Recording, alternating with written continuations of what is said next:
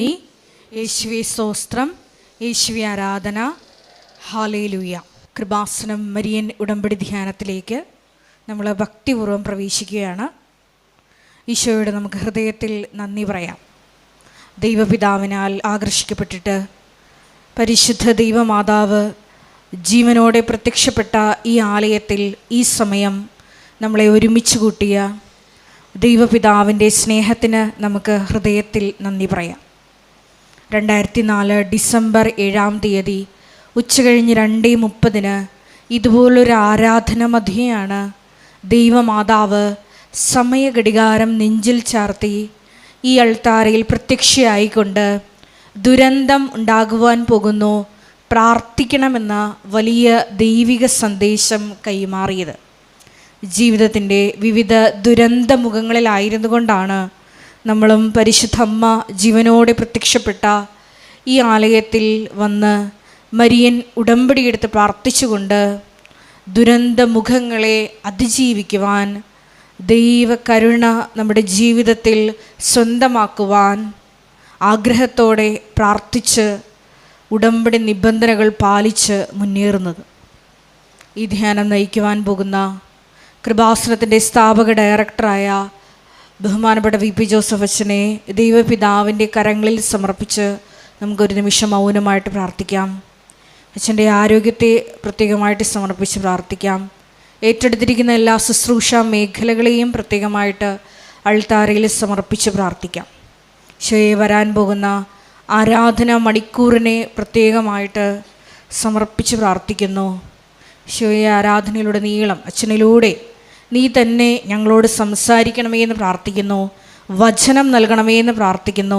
കൃപാസനത്തിൻ്റെ എല്ലാ ശുശ്രൂഷ മേഖലകളെയും നിർമ്മാണ പ്രവർത്തനങ്ങളെയും ഞങ്ങൾ ഒരു നിമിഷം സമർപ്പിച്ച് പ്രാർത്ഥിക്കുന്നു.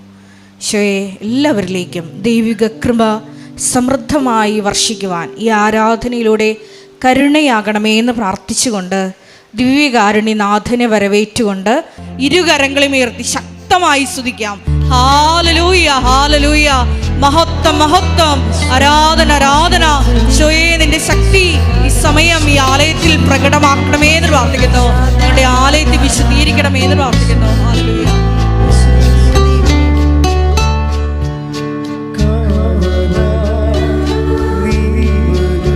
കരങ്ങൾ കൂപ്പി മുട്ടുമേലായിരിക്കാം.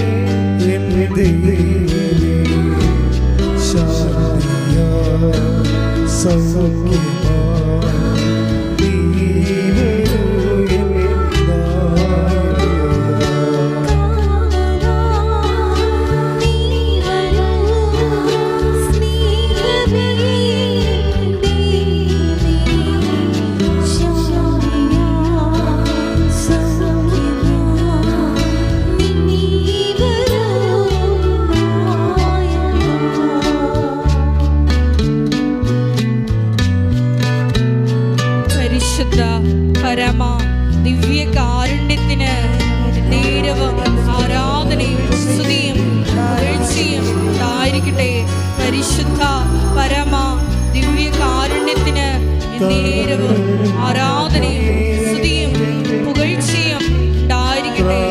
പരിശുദ്ധ പരമ ദിവ്യകാരുണ്യത്തിന് നേരവും ആരാധനയും സ്തുതിയും പുകഴ്ചയും ഉണ്ടായിരിക്കട്ടെ.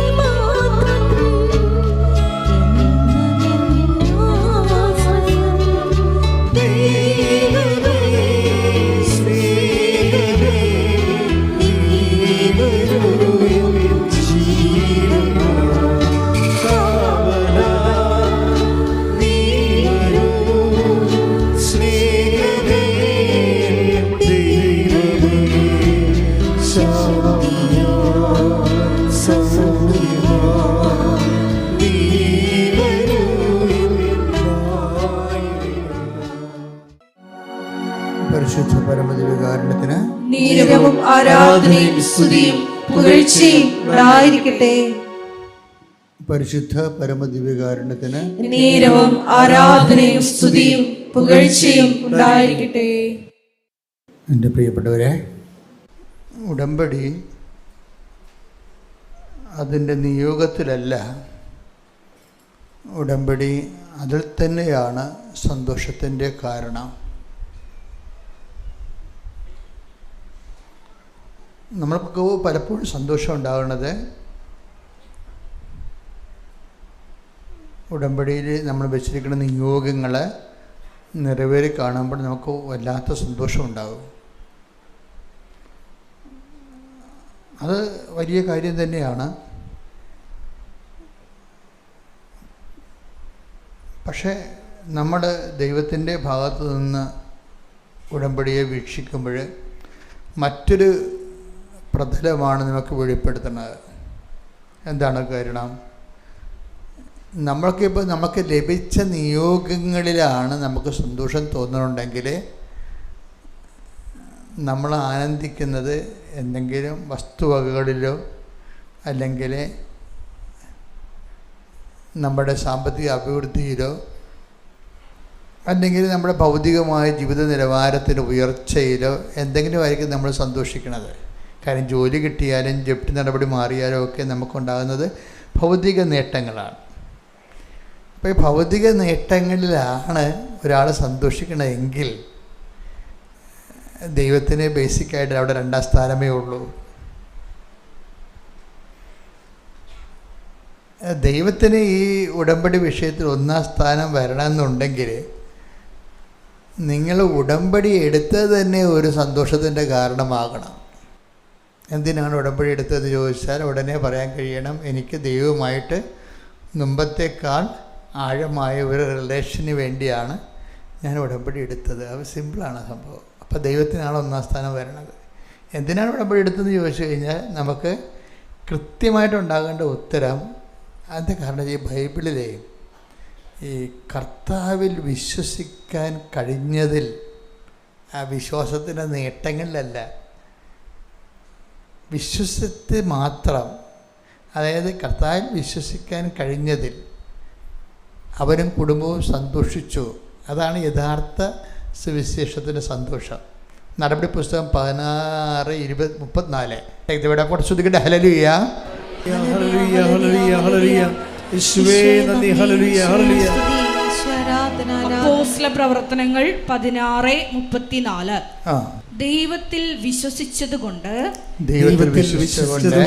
അവനും കുടുംബാംഗങ്ങളും അത്യന്തം ആനന്ദിച്ചു. ഇതാണ് ബേസിക് ജോയ് എന്ന് പറയുന്നത്. ബേസിക് ജോയ്, അടിസ്ഥാന സന്തോഷം. എന്താണത്? അത് ദൈവത്തിൽ നിന്ന് കിട്ടിയ എന്തെങ്കിലും വിടുതലോ. ഇപ്പം അയാളെ സംബന്ധിച്ചിടത്തോളം ഇയാൾ ഈ പാറാവുകാരനാണ്. പാറാവുകാരൻ്റെ ഒരു സാക്ഷ്യമാണ് ഈ ബൈബിൾ എഴുതിയിരിക്കുന്നത്. അപ്പോൾ സാക്ഷ്യം എന്താ വെച്ചാൽ പാറാവുകാരന് സംഭവിച്ചത്, പെട്ടെന്ന് കൊടുങ്കാറ്റുണ്ടായി, വിളക്ക് കെട്ടുപോയി. അന്ന് ഈ എണ്ണ വിളക്കാണല്ലോ ഉപയോഗിക്കുന്നത്. പാറാവർ ജയിലിലാണ് സംഭവം. ജയിലിലാണ്. ഞാൻ റോമിൽ ധ്യാനിപ്പിക്കാൻ പോയപ്പോൾ പൗലോസ് രക്തസാക്ഷിയായ സ്ഥലത്ത് പോയി. അപ്പോഴവിടെ എന്നെ ഏറ്റവും ആകർഷിച്ചത് ആ 12,000 വർഷം പഴക്കമുള്ള പൗലോസിൻ്റെ കയ്യിൽ ഇട്ടിരുന്ന ചങ്ങല അവിടെ ചില്ലിട്ട് വെച്ചിട്ടുണ്ട്. ഈ ചങ്ങലയൊക്കെ ഇട്ടുകൊണ്ട് തന്നെയാണ് ഈ മനുഷ്യൻ ജയിലിൽ കിടന്നത്.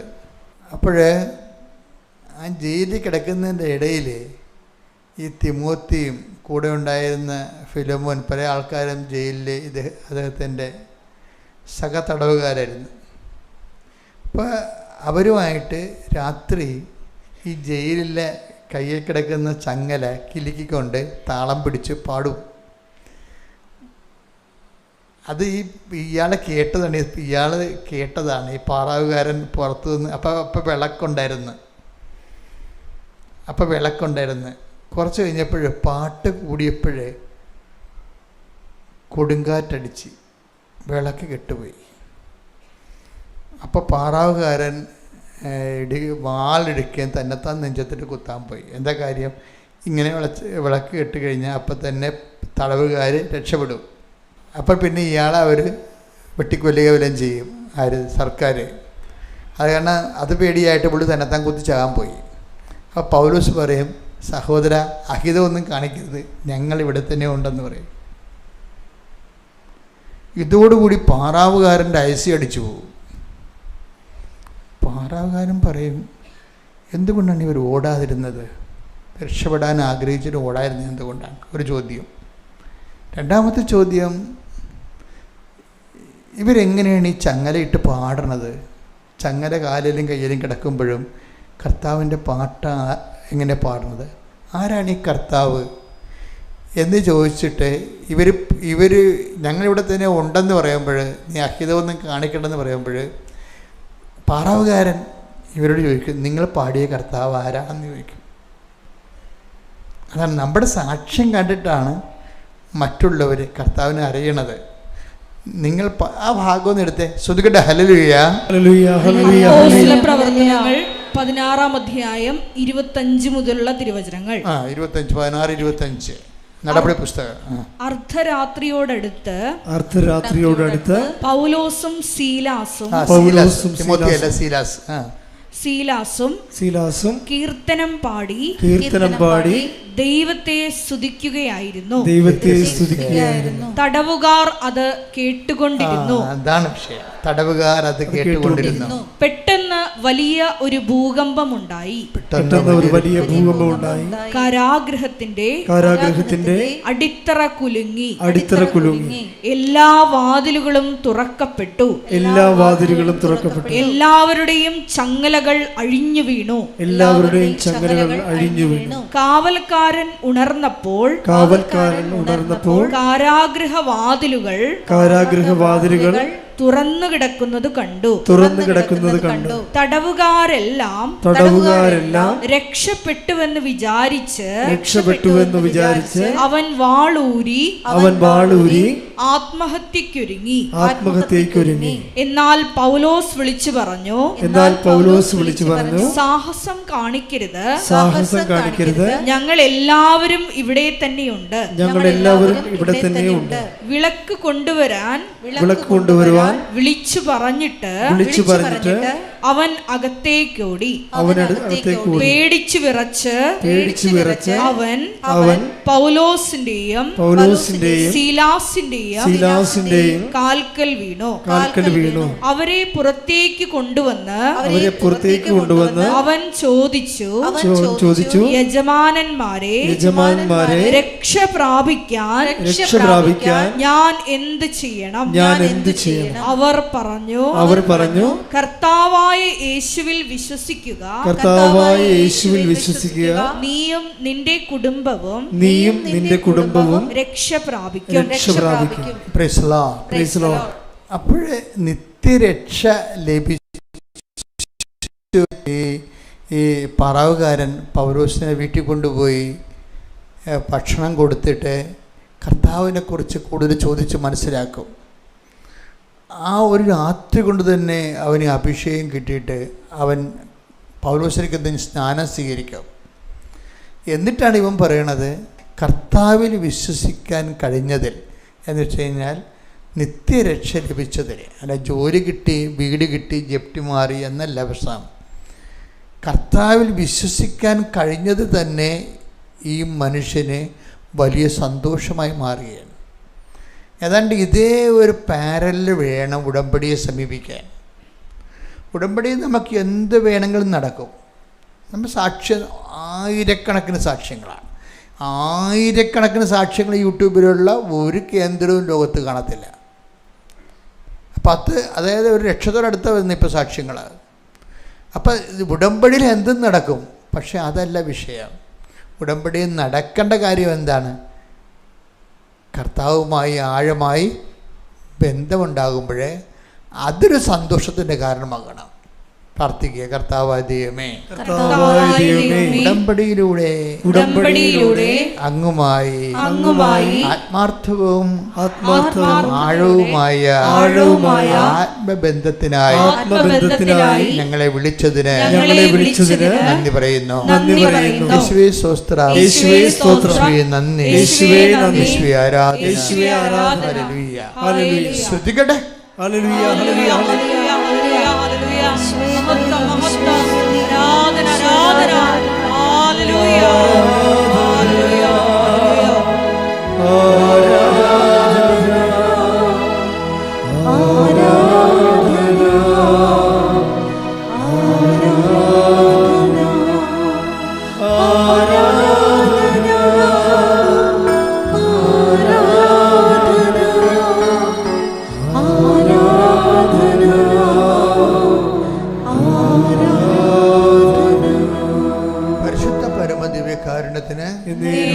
ആരാധനയും സ്തുതിയും പുകഴ്ചയും ഉണ്ടായിരിക്കട്ടെ. കഴിഞ്ഞ ദിവസങ്ങളിലെ റോജൻ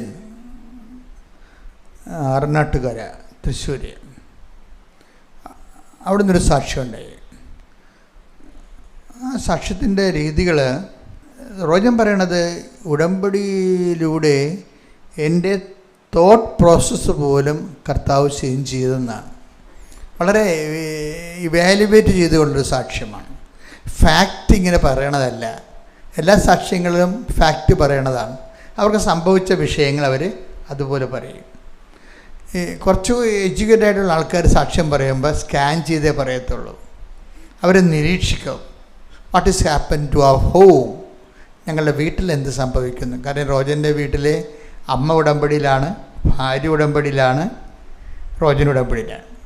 മനസ്സിലേക്ക് ഒരു വ്യക്തി ഒരു മൂന്ന് ഉടമ്പടി എടുത്തിരിക്കുകയും. അപ്പോൾ ഒരു ആ ഫാമിലി മൊത്തം സെറ്റപ്പ് ഉടമ്പടി സെറ്റപ്പാണ്. ഇങ്ങനെ വരുമ്പോൾ ഉണ്ടാകുന്ന ഗുണമെന്ന് വെച്ച് കഴിഞ്ഞാൽ ഇവരെല്ലാവരും ഉടമ്പടി മാത്രമല്ല, ഈ ഉടമ്പടി ധ്യാനങ്ങൾ കൃത്യമായും കൂടുന്നവരാണ്. കാര്യം റോജൻ്റെ സംസാരത്തിൽ നിന്ന് ധ്യാനത്തിൻ്റെ കുറേ പോയിൻറ്റ്സ് ആ മനുഷ്യൻ റീകളക്ട് ചെയ്യുന്നുണ്ട്. അതായത് ഞാൻ പറഞ്ഞിട്ടുള്ള കാര്യങ്ങൾ, അതായത് ഉടമ്പടി എന്ന് പറഞ്ഞ വാഗ്ദാനം പ്രാപിക്കുകയാണ്, അതൊരു ജീവിത രീതിയാണ്. കേട്ടാ, ഉടമ്പടി എന്ന് പറഞ്ഞത് നൊവേന പോലെ എന്തെങ്കിലും ഒരു പ്രാർത്ഥനയിൽ എന്തെങ്കിലും വിഷയം നടക്കാൻ വേണ്ടി നമ്മൾ കാണിക്കുന്ന പ്രാർത്ഥനയുടെ പദ്ധതിയല്ല, അതൊരു ജീവിത രീതിയാണ്. ദൈവവുമായി ഉടമ്പടി ചെയ്തുകൊണ്ട് ഒരു ജീവിത രീതിയാണ്, വേ ഓഫ് ലൈഫാണ്. ഈ വേ ഓഫ് ലൈഫാണെന്നുള്ള സംഭവം അടുത്ത നൂറ്റാണ്ടിലും ഇതിനേക്കാൾ ജ്വലിക്കാൻ സാധ്യതയുണ്ട്. കാര്യം ഇത് നിങ്ങൾക്ക് തോന്നുന്നുണ്ടോ ഇത് കൃപാസനം വഴി നിൽക്കുമെന്ന്? അപ്പോൾ മാതാവ് ജീവനോടെ പ്രത്യക്ഷപ്പെട്ടിരിക്കുന്ന കാരണം ഈ പ്രത്യക്ഷീകരണ സഭ പഠിക്കും. കാര്യം ഇത്രയും ഇപ്പോൾ ലൂർദും ഫാത്തിമയും എന്തെല്ലാം പ്രത്യക്ഷീകരണം നടന്നെങ്കിലും ലക്ഷക്കണക്കിന് മനുഷ്യരാണ് ഭൂഗോളത്തിൻ്റെ എല്ലാ ഭൂഖണ്ഡങ്ങളും ഇരുന്നുകൊണ്ട് പ്രത്യക്ഷീകരണ സഭ പഠിക്കണമെന്ന് രാവിലെ എഴുന്നേറ്റ് പ്രാർത്ഥിക്കുന്നത്. Praise the Lord. അത് മനസ്സിലാകണം. ലക്ഷക്കണക്കിന് മനുഷ്യരെ ഭൂഗോളത്തിൻ്റെ എല്ലാ സ്ഥലങ്ങളിലും. അടുത്ത പ്രാവശ്യം ഞങ്ങൾ സൗത്ത് ആഫ്രിക്ക പോവുകയാണ്.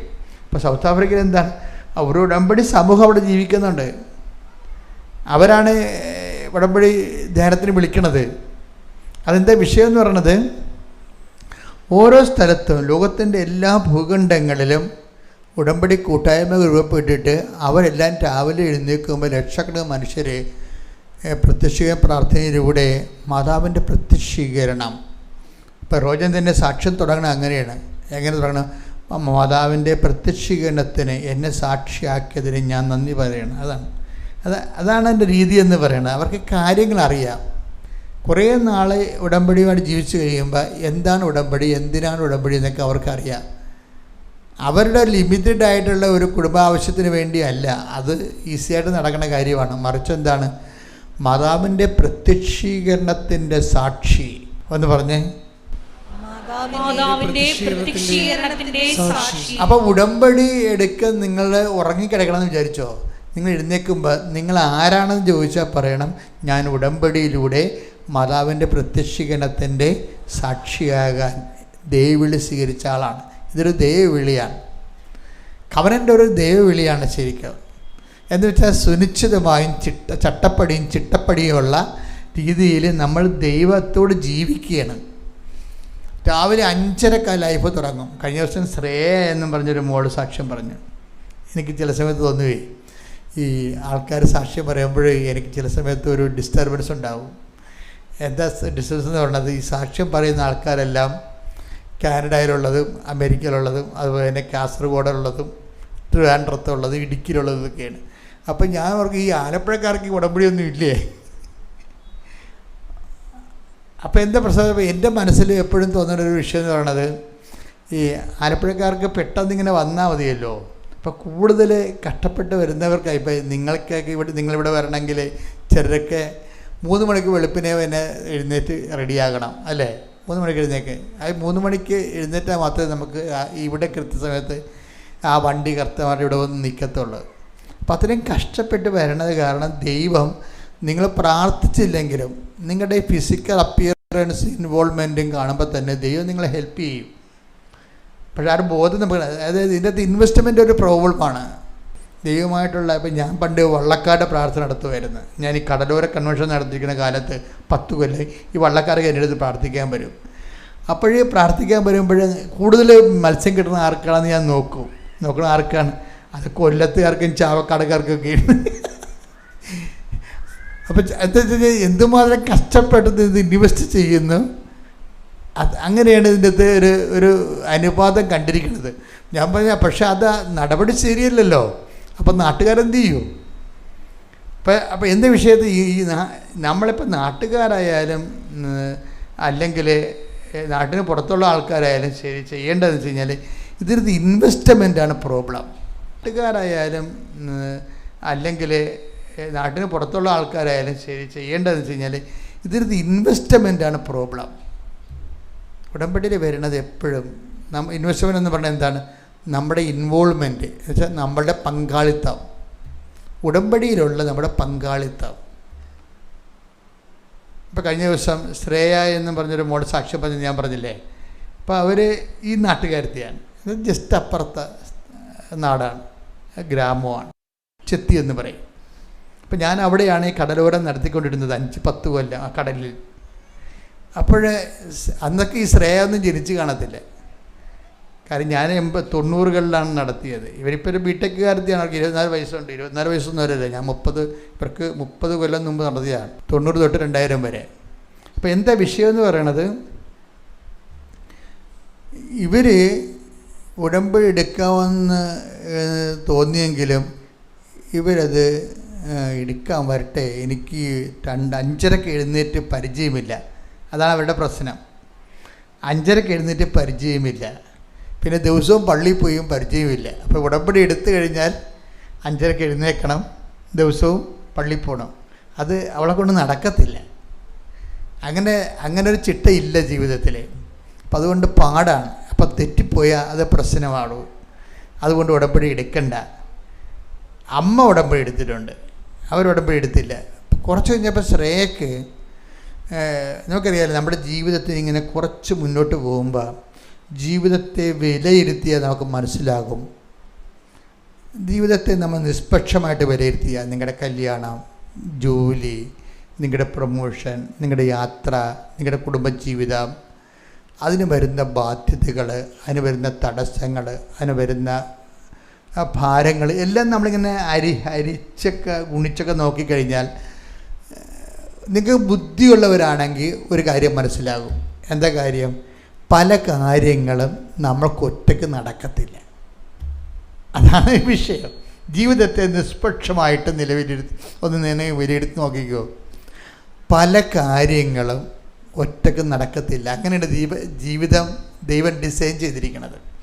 ഇപ്പം ദൈവത്തിനൊരു പങ്കാളിത്തം കിട്ടാൻ വേണ്ടിയാണ് പലപ്പോഴും നമ്മുടെ ജീവിതത്തിൽ, ഇപ്പം നിങ്ങൾക്കറിയാമല്ലോ, ഉടമ്പടി എടുക്കുമ്പോൾ നമുക്ക് ഉണ്ടാകുന്ന ഒരു സത്യസന്ധമായ ജീവിതത്തിൽ ഉടമ്പടി എടുക്കുമ്പോൾ നമുക്കുണ്ടാകുന്നൊരു വിഷയം എന്താ? ആൾക്കാർക്ക് ഉണ്ടാകുന്ന അനുഭവം എന്താ?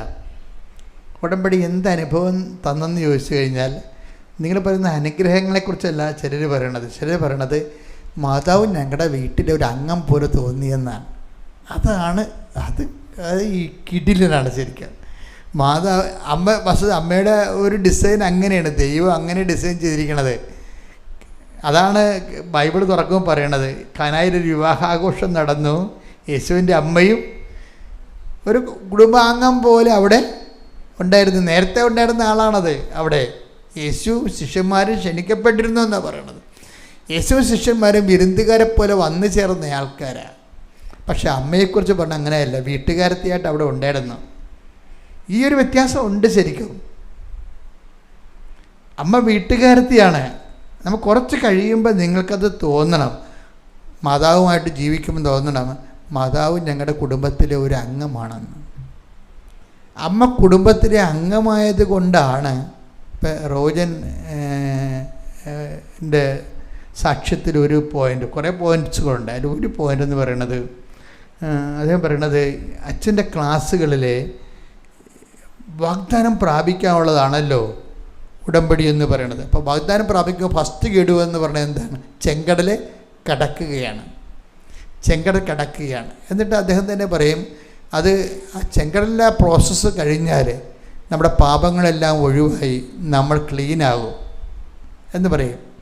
പക്ഷേ എനിക്കിതുവരെ അത് പറ്റിയിട്ടില്ല. അത് സ്വന്തമായിട്ട് പറയണം. എനിക്കിതുവരെ പറ്റിയിട്ടില്ല. പാപങ്ങളൊക്കെ മൊത്തം പാപങ്ങൾ പോകുന്ന ഒഴിവാക്കി ജീവിക്കാൻ പറ്റുമെന്ന് ഞാൻ പരിശ്രമിച്ചുകൊണ്ടിരിക്കുകയാണ്. ആ പരിശ്രമം തന്നെ മതിയാവും ശരിക്കും ദൈവതിരുസന്നിധിയിൽ ഒരു നല്ല മാർക്ക് വീഴാൻ. പക്ഷേ എനിക്ക് അങ്ങനെയുള്ളവരോട് പറയാനുള്ളത്, ഈ പാപം ഒഴിവാക്കുക എന്നുള്ളത് ഒരു വലിയ ആനക്കാര്യമല്ല ശരിക്കും പറഞ്ഞാൽ. കാര്യം ഈ ബൈബിൾ ഡിസൈൻ ചെയ്തിരിക്കുന്നത് എങ്ങനെയാണെന്ന് അറിയാമോ? Not by merit but by ഗ്രേസിലാണ്. അത് നമ്മളുടെ ഒരു കഴിവിനെ ബൈബിള് അതിൻ്റെ ഒരു പ്രാഥമികമായ ഇൻവെസ്റ്റ്മെൻ്റായിട്ട് മാത്രമേ എടുക്കുന്നുള്ളൂ. നമ്മൾ വിചാരിക്കുന്നത് നമ്മൾ തന്നെ കഷ്ടപ്പെട്ട് നമ്മൾ തന്നെ ഇങ്ങനെ പാപകരമായ എല്ലാ അവസ്ഥകളെയും പരിത്യജിച്ചുകൊണ്ട് നമ്മൾ വിശുദ്ധിയിലേക്ക് നമ്മൾ ശ്രമിക്കണം. ദാറ്റ്സ് ഓക്കെ, നമുക്ക് ശ്രമിച്ചാലും ഇതിൻ്റെയൊക്കെ വരുന്നൊരു വിഷയമെന്ന് പറയണത്, ദൈവം സഹകരിക്കുന്നില്ല എന്നുണ്ടെങ്കിൽ നമ്മൾ തീർച്ചയായിട്ടും ഇപ്പോൾ ഒരു കടൽ നമ്മൾ നീന്തി കയറി അടുത്ത കടൽ മൂന്നാമത്തെ തിരക്ക് നമ്മൾ മുങ്ങിപ്പോവും. ഇവിടെ എന്താ വിഷയമെന്ന് പറയുന്നത്? ദൈവം തന്നെയാണ് ഹെൽപ്പ് ചെയ്യേണ്ടത്. അതുകൊണ്ട് ബൈബിളിൽ എപ്പോഴും ഉണ്ടാകും, ഇപ്പം നിങ്ങൾ ഈ പാപകരമായ ജീവിതത്തിൽ നിന്ന് രക്ഷപ്പെടാൻ വേണ്ടി പരിശ്രമിക്കുമ്പോൾ തന്നെ നിങ്ങൾ ഓർക്കണം, എന്താ കാര്യം? നിങ്ങൾ പരിശ്രമിക്കുന്നത് മാത്രമല്ല വിഷയം, മറിച്ച് എന്താണ്?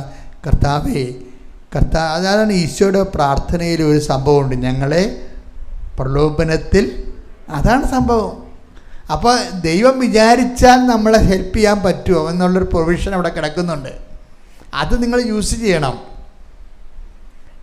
കാര്യം ഈ പ്രലോഭനത്തിൽ ഉൾപ്പെടാതെ ജീവിക്കാൻ ഇപ്പം ചില ബിസിനസ്സുകാർക്ക് ഭയങ്കര അവർക്കറിയാം, അവർ 2-3 പുസ്തകങ്ങളൊക്കെ സൂക്ഷിക്കുന്ന ആൾക്കാരാണ്.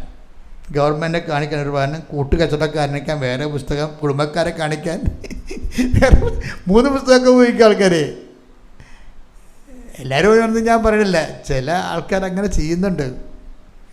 ഈ കൂട്ടുകച്ചവടക്കാരാണെങ്കിൽ അപ്പോൾ കച്ചവടം നോക്കുന്ന ഒരാളായിരിക്കും, ചിലപ്പോൾ മറ്റുള്ളവർ അതിൻ്റെ അകത്ത് പണം മുടക്കിയതുണ്ടായിരുന്നു. അപ്പോൾ അവരെ കാണിക്കാൻ വേണ്ടി ഒരു പുസ്തകം ഉപയോഗിക്കും. കുടുംബത്തിൽ നിന്ന് ഷെയർ എടുത്തിട്ടായിരിക്കും കുടുംബത്തിന് വേണ്ടിയായിരിക്കും ഈ കുടുംബത്തിൻ്റെ കച്ചവടം നടക്കുന്നത്. അപ്പോൾ കുടുംബക്കാരെ കാണിക്കാൻ വേണ്ടി വേറെ കണക്കുണ്ടാക്കും, ഇനി ടാക്സുകാരെ കാണിക്കാൻ വേറെ കണക്കുണ്ടാക്കും. അപ്പോൾ ഇങ്ങനെ ഒരു ബിസിനസ്സുകാരന് രക്ഷപ്പെടാൻ പറ്റത്തില്ലേ? അവൻ എപ്പോഴും ഇതുപോലെ കള്ളക്കണക്കുകൾ എഴുതി പല പുസ്തകങ്ങളുണ്ടാക്കി അവന് ജീവിക്കാൻ പറ്റത്തുള്ളൂ എന്ന് ചോദിച്ചാൽ കർത്താവിന് ഒരു ഉത്തരം പറയുന്നുണ്ട്. എപ്പോഴും നീ പ്രൂഡൻ്റ് ആയിരിക്കണം, അത് സംശയമില്ല. നിൻ്റെ കണക്കുകളിലൊക്കെ നീ കാണിക്കേണ്ടത് വിവേകമാണ് കാണിക്കേണ്ടത്, അത് സംശയമില്ല. പക്ഷേ കാര്യം ചില നഷ്ടങ്ങൾ നമുക്ക് കണക്കിൽ പെടുത്താൻ പറ്റത്തില്ല. പിന്നെ അതിനെ കോമ്പൻസേറ്റ് ചെയ്യാൻ വേണ്ടി വേറെ എന്തെങ്കിലും ആഡ് ചെയ്യേണ്ടി വരും. അപ്പോൾ ഇങ്ങനെയൊക്കെ കുറേ ബിസിനസ് ലോകത്ത് അതിൻ്റേതായിട്ടുള്ള കുറേ ബുദ്ധിമുട്ടുകളൊക്കെ ഉണ്ട് ശരിക്കും. അപ്പോൾ അതുകൊണ്ട് ഈശോ എന്നാ പറഞ്ഞിട്ടുണ്ടെങ്കിൽ നീ ആവശ്യമില്ലാത്ത കാര്യങ്ങളെ ഓർത്ത് ഓവർ പ്രാധാന്യം കൊടുത്ത് വിഷമിക്കരുത്. മറിച്ച് നീ എന്താണ്, നിനക്ക് പറ്റുന്നില്ല എങ്കിലേ നീ അത് എൻ്റെ കൃപയിൽ ആശ്രയിക്കാൻ പറഞ്ഞിരിക്കണം. അതാണ് ഇത്രയും വലിയ പാടാണെങ്കിൽ അങ്ങനെ വാക്കുണ്ടല്ല അല്ലേ, ആർക്ക് രക്ഷപ്പെടാൻ കഴിയുമെന്ന് കേൾക്കണില്ലേ? അതെ, ശ്രുതിക്കട്ടെ ഹല്ലേലൂയ. 19:26 എടുത്ത് മത്തായി ശ്ലീഹായുടെ സുവിശേഷം 19:26. ശ്രുതിക്കട്ടെ ഹല്ലേലൂയ. ഹല്ലേലൂയ ഹല്ലേലൂയ ഹല്ലേലൂയ ഹല്ലേലൂയ. യേശുവേ നന്ദി. ഹല്ലേലൂയ ഹല്ലേലൂയ ഹല്ലേലൂയ ഹല്ലേലൂയ. മത്തായി 19:25-26. ആ, ശിഷ്യന്മാർ ഇത് കേട്ട് വിസ്മയഭരിതരായി അവനോട് ചോദിച്ചു, അങ്ങനെയെങ്കിൽ രക്ഷപ്പെടാൻ ആർക്ക് സാധിക്കും? യേശു അവരെ നോക്കി പറഞ്ഞു, മനുഷ്യർക്ക് ഇത് അസാധ്യമാണ്, എന്നാൽ ദൈവത്തിന് എല്ലാം സാധ്യമാണ്. അപ്പം ഇതുകൊണ്ട് എന്താ വിഷയം? അച്ഛൻ ഉദ്ദേശിക്കുന്നത് എന്താണെന്ന് വെച്ച് കഴിഞ്ഞാൽ, ഈ മനുഷ്യർക്ക് ഇത് അസാധ്യമാണ്, എന്നാൽ ദൈവത്തിന് എല്ലാം സാധ്യമാണ് എന്ന് പറയുന്ന ആ ഒരു sentence it is equal to not by merit but by grace ആണ്. അത് എൻ്റെ കൂടെയാണ്, നിങ്ങളുടെ കഴിവ് കൊണ്ടല്ല, ദൈവത്തിൻ്റെ കൃപ. ഈ ബൈബിളിൽ ഈ വാക്ക് പലതരത്തിൽ ഇങ്ങനെ പറഞ്ഞുകൊണ്ടിരിക്കും.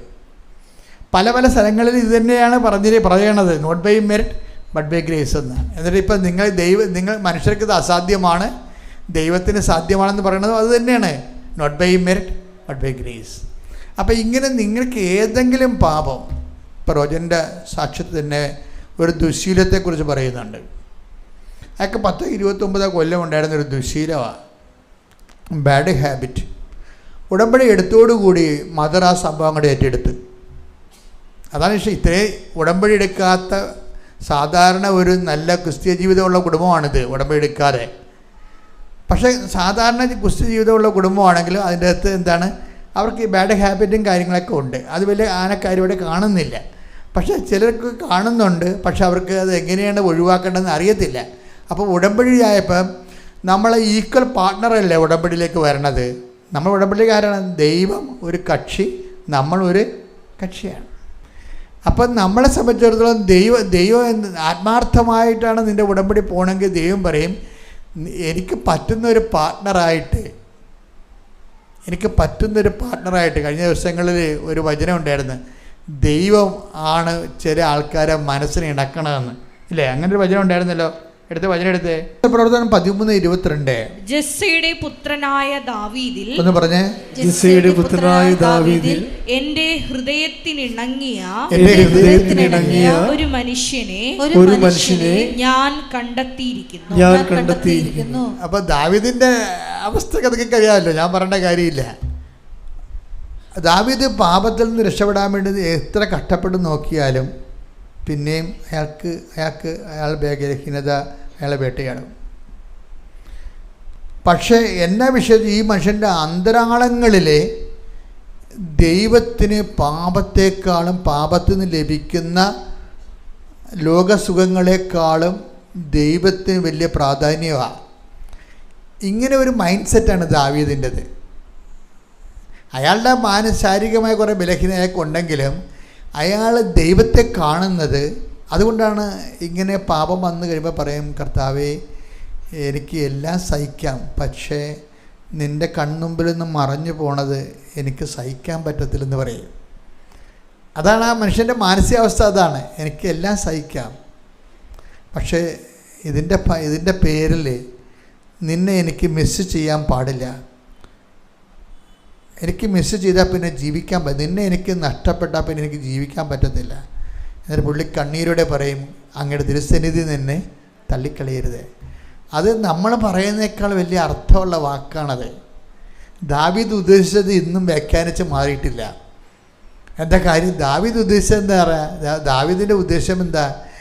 അതാണ് എല്ലാ ആർഭാടങ്ങളെയും രാജകീയമായ ഔന്നത്യങ്ങളെക്കാൾ വലുതാണ് ദൈവം. അതുകൊണ്ട് എന്ത് ചെയ്ത് അദ്ദേഹം അതെല്ലാം ഊരിക്കളഞ്ഞ്, ഉടുപ്പെല്ലാം, അദ്ദേഹം സ്ഥാനവസ്ത്രങ്ങളെല്ലാം ഊരിക്കളഞ്ഞ് ചാരം പൂശി കട്ടൻ്റെ അടിയിൽ പോയി കമന്ന് കിടന്ന് അതേ കർത്താവിൻ്റെ അടുത്ത് തൻ്റെ അനുതാപം എങ്ങനെ എക്സ്പ്രസ് ചെയ്യാൻ പുള്ളിക്കാരൻ സ്വന്തമായിട്ട് ഉണ്ടാക്കിയതാണ്. ആ എക്സ്പ്രഷൻസ് ഓഫ് കൺട്രീഷൻ ദാവീദിൻ്റെ മാത്രം പ്രോഡക്റ്റാണത്. ദാവീദ് മാത്രം ഉണ്ടാക്കിയതാണ്. എങ്ങനെയാണ് ഒരു മനുഷ്യൻ ദൈവത്തിൻ്റെ സ്ഥാനവസ്ത്രങ്ങൾ ഊരി മാറ്റി, ഭക്ഷണം നിർത്തി, പാനീയങ്ങൾ നിർത്തി, പട്ടിണിയായി ചാരം പൂശി കമന്ന് കിടക്കും. കർത്താവ് കരുണ കാണിക്കുകയുള്ളൂ. അപ്പം ഈ എല്ലാത്തിനേക്കാളും ഉപരി ഈ മനുഷ്യൻ്റെ ഉള്ളിൽ ദൈവമാണ്. ദൈവം ഏതല്ലേ? എന്തെങ്കിലും തരത്തിൽ ഏതെങ്കിലും തിന്മയെ നിനക്ക് അതിജീവിക്കാൻ പാടാണെങ്കിൽ, ഞാൻ പലപ്പോഴും കുമ്പസാരക്കൂട്ടി ഇരിക്കുമ്പോൾ കുറേ പാപങ്ങൾ ആൾക്കാർ പറയുമല്ലോ. അപ്പം ഞാൻ ഈ പാപങ്ങളെക്കുറിച്ച് ഓവറായിട്ട് ശ്രദ്ധിക്കത്തില്ല. പാപങ്ങൾ ശ്രദ്ധിക്കും, പക്ഷെ ഞാൻ അതിന് ഓവർ ഇമ്പോർട്ടൻസ് കൊടുക്കത്തില്ല ഒരിക്കലും. ഞാൻ എന്നിട്ട് എന്ത് പറയുമെന്നറിയോ? ഇവരുടെ നന്മ പ്രവൃത്തികളെ ഞാൻ ബൂസ്റ്റ് ചെയ്യും. ഇവരുടെ ജീവിതത്തിലെ നന്മ പ്രവൃത്തികളെ, പാപം അവർക്ക് മോഹിച്ചു കൊടുത്തെങ്കിലും ഞാൻ ഉപദേശിക്കുമ്പോൾ ചെയ്യണത് ഇവരുടെ നന്മ പ്രവൃത്തികൾ. ഇവർ ബേസിക്കായിട്ട് നന്മ പ്രവൃത്തികളുള്ളവരായിരിക്കും. അപ്പം അത് എന്തെല്ലാം ഞാൻ തിരക്കി എടുത്തിട്ട് അത് ബൂസ്റ്റ് ചെയ്യും. ഇപ്പം നിങ്ങൾ ഉടമ്പടിയിൽ എന്തുമാത്രം നന്മ പ്രവൃത്തി ചെയ്യുന്നുണ്ട് ഇല്ലേ? രോഗികളെ പോയി കാണുന്നു ഇല്ലേ? രോഗികളുടെ വസ്ത്രം അലക്കുന്നു, അത് വിരിച്ച് തേച്ച് അവരെ കുളിപ്പിച്ച് എന്തെല്ലാം കാര്യങ്ങളാണ് ആൾക്കാർ ചെയ്യണത്. എന്തുമാത്രം ആൾക്കാരാണ് രാവിലെ എഴുന്നേറ്റ് പൊതിച്ചോറും കെട്ടി രോഗികളെ തേടി പോണത്. അപ്പോൾ ഈ നന്മ പ്രവർത്തികളും മനുഷ്യന്മാരിലുണ്ട്. അതിനേക്കാൾ ഇടിവെട്ട് പ്രവർത്തനമാണ് ഉടമ്പടിയിലൂടെ ഈ കർത്താവിനെ കൈമാറുന്നത്, വിശ്വാസം കൈമാറുന്ന വിശ്വാസ പ്രവർത്തനം. കഴിഞ്ഞ ദിവസങ്ങളിൽ അതായത് അഭിജിത്ത് കൃഷ്ണൻ എന്നും പറഞ്ഞൊരു സഹോദരൻ സാക്ഷ്യം പറഞ്ഞു. അങ്ങനെ ഒരു നാട്ടുമുണ്ട് കൊടുത്ത്, അത് ചേർത്തലക്കാരനാണ്, അടുത്തുള്ള ആളാണ്. എനിക്ക് ഭയങ്കര സന്തോഷം തോന്നി ഈ അടുത്തുള്ള ആൾക്കാരൊക്കെ വന്നിട്ട് ഇടിവെട്ടി സാക്ഷ്യം പറയുമ്പോഴേ. അപ്പോൾ അത് ചേർത്തലക്കാരനാണ്, മറ്റൊരു ചെത്തി അടുത്തുള്ള സ്ഥലമാണ്. അപ്പോൾ ഈ അഭിജിത്ത് കൃഷ്ണൻ്റെ സാക്ഷ്യം എന്ന് പറയുന്നത്, അയാൾ പറയണത് ഞാൻ മെക്കാനിസ്റ്റിൻ്റെ പരീക്ഷയ്ക്ക് പോയിരിക്കുമ്പോൾ ഇവന് അത്രയും ഹോംവർക്കൊന്നുമില്ല. അപ്പോൾ ഒരു എൻജിൻ കാണിച്ച്, അപ്പോൾ ഞാൻ ഇത് അഴിക്കാൻ പറഞ്ഞു പരീക്ഷയ്ക്ക്. അവൻ അഴിക്കുന്ന വിധമൊക്കെ എഴുതി വെച്ചും എൻജിനെ ചെന്ന് തൊട്ടിട്ട് ഈ എൻജിൻ ആദ്യം കാണുകയാണ്. അപ്പോൾ അമ്മയോട് വെച്ചു, അമ്മയെ എങ്ങനെയാണ് അഴിക്കണത്? അമ്മയെന്ന് പറഞ്ഞാൽ ആരാണ്? ഉടമ്പടിയിൽ ആളുടമ്പടിയിലാണ്. അതാണ് ഈ നമ്മൾ അമ്മയുമായിട്ട് ഉടമ്പടി ചെയ്യുമ്പോൾ അമ്മ നമ്മുടെ ഒരു സഹയാത്രികയായി മാറും. ഉടനെ ഈ അഭിജിത്ത് കൃഷ്ണൻ അമ്മയോട് ചോദിക്കും, അമ്മ ഇത് എങ്ങനെ അഴിക്കണമെന്ന് ചോദിച്ചു. അപ്പോൾ അമ്മ പറയും, നീ അടുത്ത് ചെല്ലാൻ പറയും. അപ്പോൾ ഇവരിന് എൻജിൻ ആദ്യം 2 എൻജിൻ കാണിച്ചിട്ടുണ്ട്. ഒരു എൻജിൻ ഈ ഗ്രീസൊക്കെ പറ്റി കുഴപ്പമായിരിക്കണ എൻജിനാണ്, ഒരു എൻജിൻ നല്ല മിടുക്കനായിട്ട് സ്മാർട്ടായിട്ടിരിക്കുന്ന എൻജിനാണ്. അപ്പോൾ ഇവനെന്നാ ചെയ്ത് കുഴപ്പം പിടിച്ചിരിക്കുന്ന എൻജിൻ്റെ അടുത്ത് ചെന്നുവെച്ചും ഈ ഒരു സാധനത്തെ പിടിച്ച് വലിച്ചപ്പോൾ പിസ്റ്റൺ ഓപ്പണായി. ഉടനെ എക്സാമിനർ വന്നിട്ടും പറഞ്ഞ്, ഈ പിസ്റ്റൺ എന്തിനു വേണ്ടിയാണ് ഉപയോഗിക്കണമെന്ന് ചോദിച്ചു. അപ്പോൾ ഉപയോഗിക്കുന്ന കാര്യങ്ങൾ പറഞ്ഞ്. അപ്പോൾ എക്സാമിനർ വിചാരിച്ച് ഇവൻ പിസ്റ്റനെ പിടിച്ച് വലിച്ചപ്പോഴേ അതിൻ്റെ അകത്തുനിന്നുണ്ടെന്ന കുറേ സാധനങ്ങൾ ഓപ്പറേറ്റായി. അപ്പോൾ ഈ എക്സാമിനർ വിചാരിച്ചിരിക്കുന്നത് ഇവനിതെല്ലാം അറിഞ്ഞുകൊണ്ടാണ് ചെയ്തിരിക്കണമെന്നാണ്. പക്ഷേ ഇവനെ അറിയാൻ പല പൊട്ടങ്ങൾക്ക് പോയി ചെയ്തതാണ്.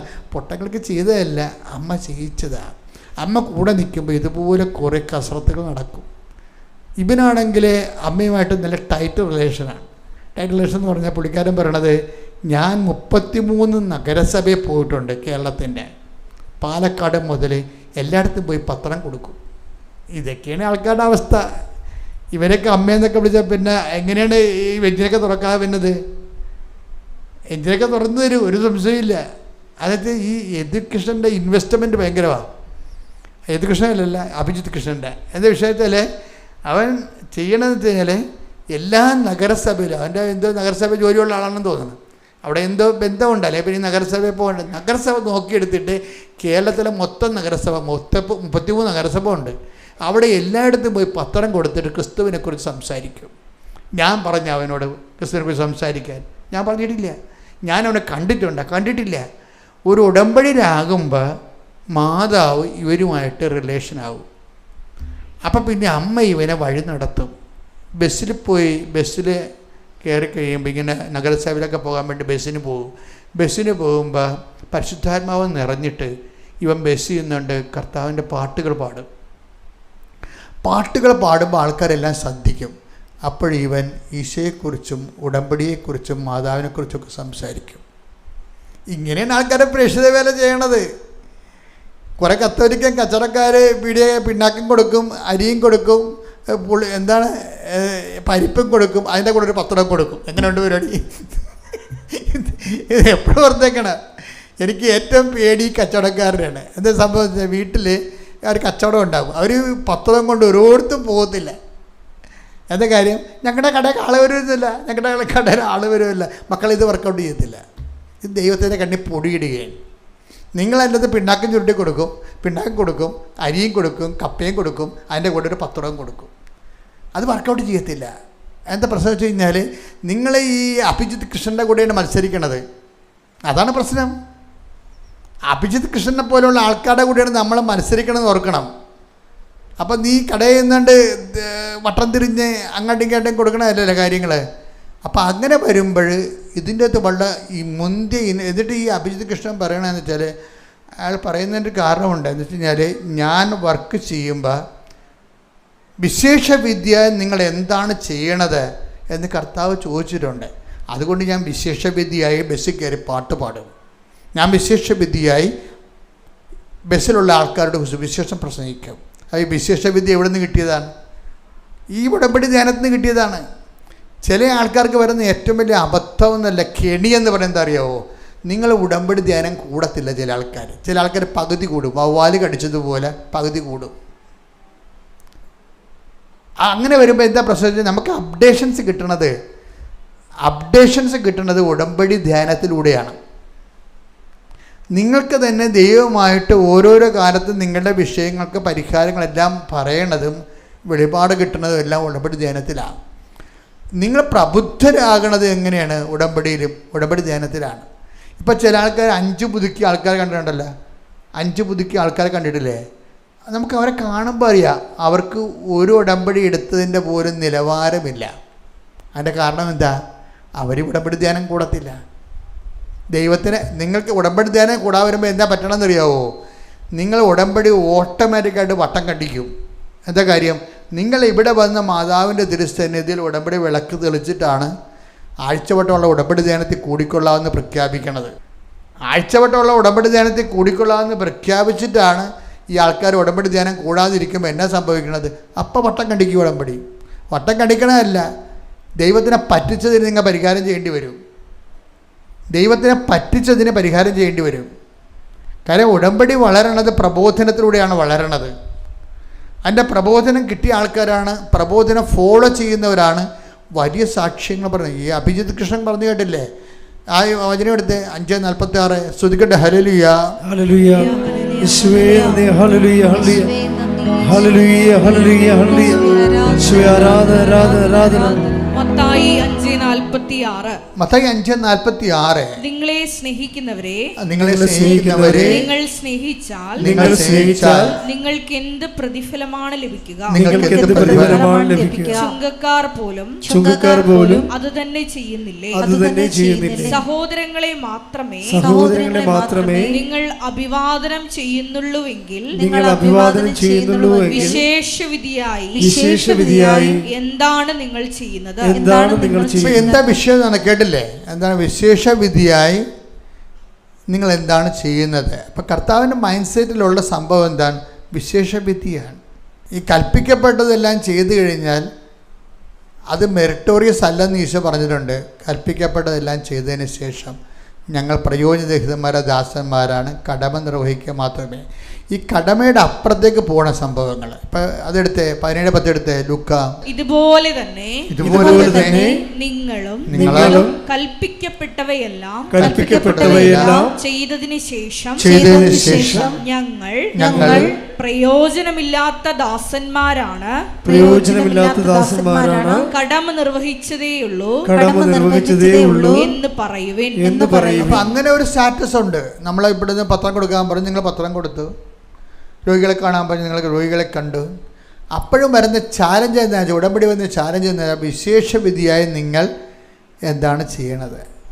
ഈ വിശേഷവിധിയായി ചെയ്യണത് തന്നെയാണ് ഈ അഭിജിത്ത് കൃഷ്ണൻ ബസ്സിൽ കയറി പാടിയിട്ട് അവിടെ ഉള്ള ആൾക്കാരുടെ കർത്താവിനെ കുറിച്ച് സംസാരിക്കുന്നത്. എന്തൊരു തീഷ്ണതയാണ് ശരിക്കും. പരിശുദ്ധാത്മാവ് നിറഞ്ഞ്, അതായത് ദൈവസ്നേഹത്തിൽ നിങ്ങൾ എന്താ വിഷയം? ചിലർ ഉടമ്പടിയിലാകുമ്പോൾ അവർ കടുത്ത ദൈവസ്നേഹത്തിലാകും. ഇപ്പം ഈ ഉടമ്പടിയിൽ എടുത്തതിന് ശേഷം ഇങ്ങനെ മോന്തം കയറ്റി പോണ കുറേ ജന്മങ്ങളില്ലേ, അതുങ്ങളൊക്കെ ശരിക്കും പറഞ്ഞാൽ ചീഞ്ഞ മടലിനെ അടിച്ചു ഓടിക്കേണ്ടതാണ് കൃപാസനത്തിൽ നിന്ന്. കാര്യം നമുക്ക് കാണുമ്പോൾ അറിയാൻ പറ്റും, ഉടമ്പടി ചെയ്തിട്ട് ഇറങ്ങിപ്പോകുമ്പോൾ ബസ് കിട്ടുക, വീട്ടിലെത്തുമ്പോൾ താമസിക്കുക എന്ന് പറഞ്ഞൊരു നിലയം വിളിച്ച് പോകണ കാണാം. അതായത് എന്താ വിഷയത്തിൽ അവർ ശരിക്കും പിശാച് കൊണ്ടുവരുന്ന ആൾക്കാരാണ് അവർ. എന്താ കാരണം? They are not in covenant. അവരെന്താ വയറ്റിപ്പഴപ്പിന് വേണ്ടി ദൈവത്തിനെ വിരട്ടി ഉടമ്പടി എടുത്തിട്ട് അതിൽ നിന്ന് ഒപ്പിച്ചെടുക്കാൻ വേണ്ടി നടക്കുന്ന ആൾക്കാരാണ്. You should not do that. നിങ്ങളത് ചെയ്യരുത്. മറിച്ച് ഉടമ്പടി എടുക്കുമ്പോൾ തന്നെ നിങ്ങൾക്കറിയണം, ദൈവമായിട്ട് നമുക്ക് അർഹിക്കാത്തൊരു ബന്ധത്തിലേക്ക് വരികയും നമുക്കൊരു പറ്റിയ ബന്ധമല്ല. നിങ്ങൾക്കറിയാമല്ലോ, ഇപ്പോൾ ചില ആൾക്കാർ കല്യാണം കഴിക്കുക പറയുമ്പോൾ എനിക്ക് 10ാം ക്ലാസ്സേ ഉള്ളൂ, എൻ്റെ വൈഫിന് MA BEd ആണെന്ന് പറയും. എന്താ വെച്ചാൽ നമുക്ക് പറ്റിയൊരു ബന്ധമല്ല, നമുക്ക് പറ്റിയൊരു ബന്ധമല്ല. ഉടമ്പടിയിൽ നമ്മൾ ദൈവവുമായിട്ട് ഉടമ്പടി ചെയ്യുകയും നമുക്ക് പറ്റിയൊരു ബന്ധമല്ല ശരിക്കും പറഞ്ഞാൽ. പിന്നെ നമ്മളെന്താ ചെയ്യണത്? ആ ബന്ധം പറ്റിക്കാൻ വേണ്ടി പരമാവധി കഠിനാധ്വാനം ചെയ്യണം. ആ ബന്ധം പറ്റിക്കാൻ വേണ്ടി നമ്മൾ പരമാവധി കഠിനാധ്വാനം. അപ്പോൾ ദൈവത്തിന് നമ്മുടെ സത്യസന്ധത മനസ്സിലാക്കി. ഇപ്പോൾ ശ്രേയ എന്താ പറയണത്? എനിക്ക് പറ്റിയ പണിയല്ല ഉടമ്പടി, ഞാൻ 5:30 എഴുന്നേക്കത്തില്ല ഒരിക്കലും. 5:30 എഴുന്നേക്കണമെങ്കിൽ പ്രത്യക്ഷപ്പെടില്ല, ഞാൻ 5 മണിക്ക് എഴുന്നേക്കണ്ടേ? ഞാൻ 5 മണിക്ക് എഴുന്നേക്കത്തില്ല ഒരിക്കലും, ഇന്നുവരെ എഴുന്നേറ്റിട്ടില്ല. അപ്പോൾ എനിക്ക് പറ്റിയ പണിയല്ല ഇത്. പിന്നെ എന്താണ്? ഞാൻ ഡെയിലി പള്ളിയിൽ പോകത്തില്ല, ഞായറാഴ്ച മാത്രമേ പോകത്തുള്ളൂ. അപ്പോൾ അതെനിക്ക് പറ്റിയ പണിയല്ല. അപ്പോൾ അതുകൊണ്ട് ഞാൻ ഉടമ്പടി എടുക്കണില്ല എന്ന് പറഞ്ഞിരുന്നെങ്കിലും പരിശുദ്ധാത്മാവ് ഇവളോട് പറയും, നീ എടുക്കണമെന്ന് നല്ലത് നിനക്കെന്ന് പറയും. കാര്യം നമ്മളെ അനുഗ്രഹിക്കാൻ ദൈവം ആഗ്രഹിക്കുമ്പോഴാണ് നമ്മൾ ഉടമ്പടി എടുക്കാൻ പറയണത്. അത് നിങ്ങൾ ആ ബോധം നിങ്ങൾക്ക് ഉണ്ടാകണം. നമ്മളെ അനുഗ്രഹിക്കാൻ ദൈവം ആഗ്രഹിക്കുമ്പോഴാണ് നമ്മളോട് ഉടമ്പടി എടുക്കാൻ വേണ്ടി തോന്നിപ്പിക്കണത്. നിങ്ങൾക്കത് മനസ്സിലാവാത്ത കാരണം നിങ്ങൾ വേറെ എന്ത് ഭാരം എടുത്ത പോലെയാണ് പോണത്. അയ്യോ, ഇത് തീർക്കാൻ പറ്റുമോ, ചെയ്യാൻ പറ്റുമോ, പൂർത്തിയാക്കുമോ? സാറേ, അപ്പോൾ അമ്മ പറയും 90 ദിവസം വരെയല്ലോ ഉള്ളു മോളെന്ന് പറയും. ഭയങ്കര ആശ്വാസമായിപ്പോയി. ഇങ്ങനെയൊന്നുമല്ല ആശ്വസിപ്പിക്കേണ്ടത്. അത് കാര്യം അമ്മ, ഇടിമോളെ, നീ ഇതോടുകൂടി ദൈവമായിട്ട് ഐക്യപ്പെട്ട് ഒരു പുതിയ ജീവിതമല്ലേ. അപ്പോൾ ദൈവം തന്നെ നിന്നെ അതിനെ ഹെൽപ്പ് ചെയ്യും. അപ്പോൾ ശ്രേയ കുറച്ച് കഴിഞ്ഞപ്പോൾ അമ്മ ശ്രേയോട് പറഞ്ഞ്, മോളെ MNCയിലൊക്കെ പോകണമെങ്കിൽ നീ ഉടമ്പടി എടുക്കേണ്ടി വരുമെന്ന് പറഞ്ഞു. MNC എന്ന് പറയുന്നത് മൾട്ടിനാഷണൽ കമ്പനിയുടെ ആണ് അവൾ ജോലി, BTech ആണ് അവൾ. അപ്പം മൾട്ടിനാഷണൽ കമ്പനി ഇൻ്റർവ്യൂ ചെയ്യണം. അപ്പോൾ ഈ ഗൂഗിൾ പോലെയുള്ള മൾട്ടിനാഷണൽ കമ്പനികളാണ്, പല കമ്പനികളുണ്ട്, ടയോട്ടയും MNC ആണ്. അപ്പോൾ ഇതുപോലെ ഉള്ള ഈ മൾട്ടിനാഷണൽ കമ്പനി. അപ്പോൾ അമ്മ പറയും, നിനക്ക് MNCയിലൊക്കെ ജോലി വേണമെന്നുണ്ടെങ്കിൽ എൻ്റെ മകളെ ഇപ്പോഴത്തെ ഉള്ള കപ്പാസിറ്റി കൊണ്ട് പറ്റത്തില്ല. കാര്യം BTechകാർ ചവറും പോലെ ലോകത്തുണ്ട്. Then why should use be selected? നീ എന്തുകൊണ്ട് സെലക്ട് ചെയ്യണം? അതുകൊണ്ട് നിനക്കിനി ദൈവത്തിനെ കൂടാതെ മുന്നോട്ട് പോകാൻ പറ്റത്തില്ല. അതുകൊണ്ട് നീ ഉടമ്പടി എടുക്കണമെന്ന് അമ്മ ഉപദേശിക്കും. അപ്പോൾ അവൾ എന്ത് ചെയ്യുമെന്ന് വെച്ചാൽ അവൾ അതൊക്കെ മനസ്സിലാകും, അത് കറക്റ്റ് സംഭവമാണെന്ന് മനസ്സിലായി. അമ്മ പറയണ കറക്റ്റാണ്. BTechകാർ ഒത്തിരി പേരുണ്ട്. എനിക്ക് MNC ജോലി കിട്ടണമെന്ന് പറഞ്ഞാൽ ഞാൻ അത്രയും ക്വാളിറ്റേറ്റീവ് അല്ല, എക്സ്പീരിയൻസ്ഡും അല്ല. എന്നേക്കാൾ എക്സ്പീരിയൻസ് ഉള്ള ആൾക്കാരുണ്ടാകും. പിന്നെ എനിക്കങ്ങനെ ഞാൻ കിട്ടണത്. അപ്പോൾ നോട്ട് ബൈ മെറിറ്റിൽ ഇത് വർക്ക് ചെയ്യത്തുള്ളൂ. കണ്ട, അതാണ് സംഭവം വരുന്നത്. നോട്ട് ബൈ മെറിറ്റിൽ ഇത് വർക്ക് ചെയ്യത്തുള്ളൂ. അപ്പോൾ ശ്രേയ എന്നാ ചെയ്തെന്ന് വെച്ച് കഴിഞ്ഞാൽ ഇതിൻ്റെ ഇൻവെസ്റ്റ്മെൻറ്റ് ചെയ്യാൻ നോക്കും. എന്താണ്? അവൾ ഇതിൻ്റെ ഒരു ട്രയൽ എടുക്കും. ട്രയൽ റണ്ണപ്പോൾ പറഞ്ഞു, ഞാൻ പണ്ട് ഒരു ഇടവക ഇരുന്നപ്പോൾ അവിടെ ബസ് സർവീസ് ഇല്ല. ആ ബസ് സർവീസിന് വേണ്ടി 2.5 കൊല്ലം കഷ്ടപ്പെട്ടിട്ട് അവസാനം ബസ് സ്വന്തമായിട്ട് ഒരാളെ കൊണ്ട് മേടിപ്പിച്ചിട്ടാണ് സർവീസ് ഉണ്ടാക്കിയത്. അപ്പോൾ അതിക്ക് മുമ്പ് ഈ വെഹിക്കിൾ ഇൻസ്പെക്ടർ വന്നിട്ട് ട്രയൽ റൺ എടുക്കും. ട്രയൽ റണ്ണ് ആ റോഡിൽ കൂടി ബസ് ഓടിക്കാൻ പറ്റുമോ ഇല്ലേ എന്നുള്ളതിനെക്കുറിച്ച്, ബമ്പുണ്ടാ ഹമ്പുണ്ടാ എന്നൊക്കെ കുറച്ച് വെച്ച് ഒരു റിപ്പോർട്ടിംഗ് ഉണ്ട്. ഇതുപോലെ ഉടമ്പടിക്ക് ഈ ശ്രേയ ഒരു ട്രയൽ റൺ എടുക്കും. എന്താ കാര്യം? ഉടമ്പടി എടുക്കാതെ തന്നെ ഒരു 3 മാസത്തേക്ക് ഉടമ്പടിയിലാണെന്നും പറഞ്ഞ് ജീവിക്കും. അതൊക്കെയാണ് ആൾക്കാർ ഇങ്ങനെയാണ് ആൾക്കാർ പോണത്. ഭയങ്കര രസമാണ്. ഉടമ്പടിയെ ട്രയൽ റൺ എടുക്കുകയാണ്. അപ്പോൾ എന്ത് അല്ലാതെ നാത്തം പറഞ്ഞ് വീട്ടുകാർ പറഞ്ഞ് അവർ പറഞ്ഞ് ഇവർ പറഞ്ഞ് എന്നാൽ ഞാൻ ഇപ്പോൾ ഞങ്ങളുടെ നാട്ടിലുള്ള എല്ലാവരും എടുത്ത് ഇനിയിപ്പോൾ ഞാനായിട്ട് എടുക്കാതിരിക്കണമെന്ന് പറഞ്ഞ് വന്ന് എടുക്കണ ആൾക്കാരും ഉണ്ട് ഉടമ്പടി.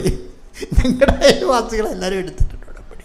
എന്ത് സ്വന്തമാണെന്ന് അറിയാൻ പാടില്ല. എന്നാൽ ഇനി ഞാനായിട്ട് എടുക്കാതിരിക്കേണ്ട കാര്യമില്ലെന്ന് പറഞ്ഞുകൊണ്ട് അവരും വന്നെടുക്കും. അങ്ങനെ ഓട്ടോമാറ്റിക് ഉടമ്പടിക്കാരും ഉണ്ട്. അപ്പോൾ ഇതുപോലെ ട്രയൽ എടുക്കുന്ന ആൾക്കാരുണ്ട്. അപ്പോൾ ഇതൊക്കെ ദൈവം കാണുന്നില്ലേ മക്കളെ? നമ്മുടെ സത്യസന്ധത ദൈവം കാണുന്നുണ്ട്. അതാണ് വിഷയം. ശ്രേയ 3 മാസം ഡെയിലി ഉടമ്പടി എടുക്കാതെ തന്നെ പള്ളിയിൽ പോയി നോക്കി, ഇത് ബുക്കോ ഇല്ലയെന്നറിയാൻ വേണ്ടി. 3 മാസത്തോളം 5 മണിക്ക് എഴുന്നേക്കാൻ നോക്കി. എന്നിട്ട് അതെല്ലാം മാസ്റ്ററിയായി, അതെല്ലാം തനിക്ക് പറ്റുമെന്ന രീതിയിൽ അതിനെ കീഴടക്കി.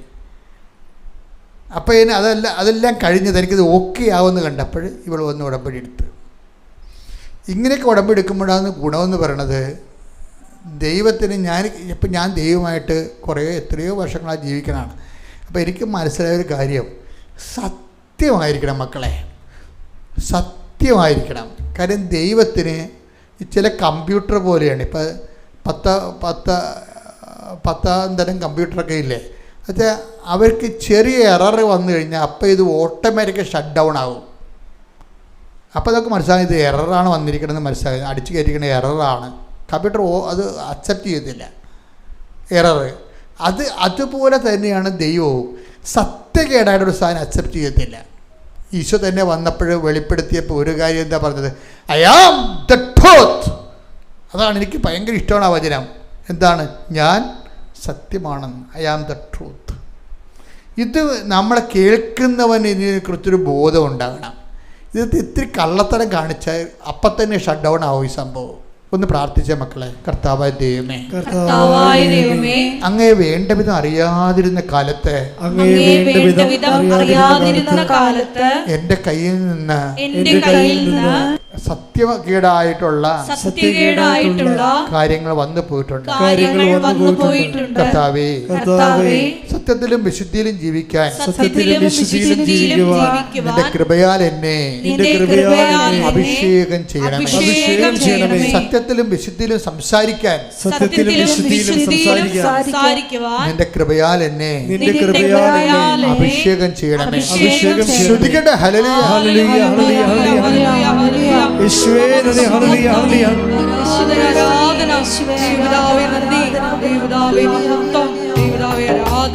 കൈയടിച്ചുകൊണ്ട് സന്തോഷത്തോടെ പാടാം, ദൈവത്തെ ആരാധിക്കാം.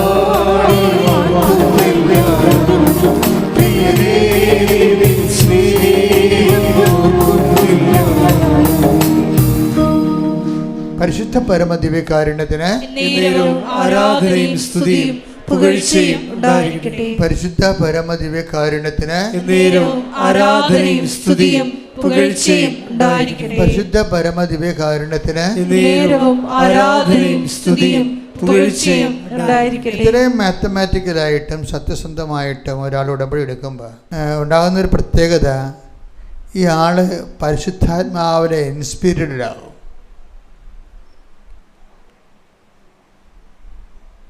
ദൈവം നമ്മൾ ചോദിക്കുന്നതിന് കൃത്യമായ മറുപടി പറയും. അതാണ് നമ്മൾ ഉടമ്പടി സത്യസന്ധരാണെന്ന് കണ്ടാൽ പിന്നെ നമുക്ക് ദൈവത്തോട് എന്തും ചോദിക്കാം. കർത്താവ് അങ്ങനെ ഒരു വാക്ക് പറയുന്നുണ്ടല്ലോ, എന്തും ചോദിക്കാവുന്ന. ഇവിടെ 15:7 ആയിരിക്കും. ശ്രുതികട്ടെ ഹല്ലേലൂയ, ഹല്ലേലൂയ, ഹല്ലേലൂയ, ഹല്ലേലൂയ. യേശുവേ നന്ദി. ഹല്ലേലൂയ, ഹല്ലേലൂയ, ഹല്ലേലൂയ, ഹല്ലേലൂയ, ഹല്ലേലൂയ. യോഹന്നാൻ 15:7. യോഹന്നാൻ 15:7. നിങ്ങൾ എന്നിൽ വസിക്കുകയും നിങ്ങൾ എന്നിൽ വസിക്കുകയും എന്റെ വാക്കുകൾ നിങ്ങളിൽ നിലനിൽക്കുകയും ചെയ്യുന്നെങ്കിൽ ഇഷ്ടമുള്ളത് ചോദിച്ചുകൊള്ളുക, നിങ്ങൾക്ക് ലഭിക്കും. അപ്പൊ ഇത് കർത്താവിന്റെ വാഗ്ദാനമാണിത്. എന്താണ്? എൻ്റെ വാക്ക് നിങ്ങൾ നിലനിന്നാൽ എന്താണ്? നിങ്ങൾക്ക് ഇഷ്ടമുള്ളത് ചോദിക്കാം, നിങ്ങൾക്കത് ലഭിക്കും. ഈശോയാണ് പറഞ്ഞത്, സത്യമായ ഈശോയാണ് പറഞ്ഞിരിക്കുന്നത്. അതുകൊണ്ട് തീർച്ചയായിട്ടും അത് സത്യമാണത്. അപ്പോൾ ശ്രേയ എന്താ ഇഷ്ടമുള്ള എന്നോട് ചോദിച്ചു ഒരു കാര്യം. ആൾക്കാരെ വന്നപ്പോൾ അവൾ MNC 2 ആപ്ലിക്കേഷൻ വിട്ടിട്ട് എന്നോട് ചോദിച്ചു.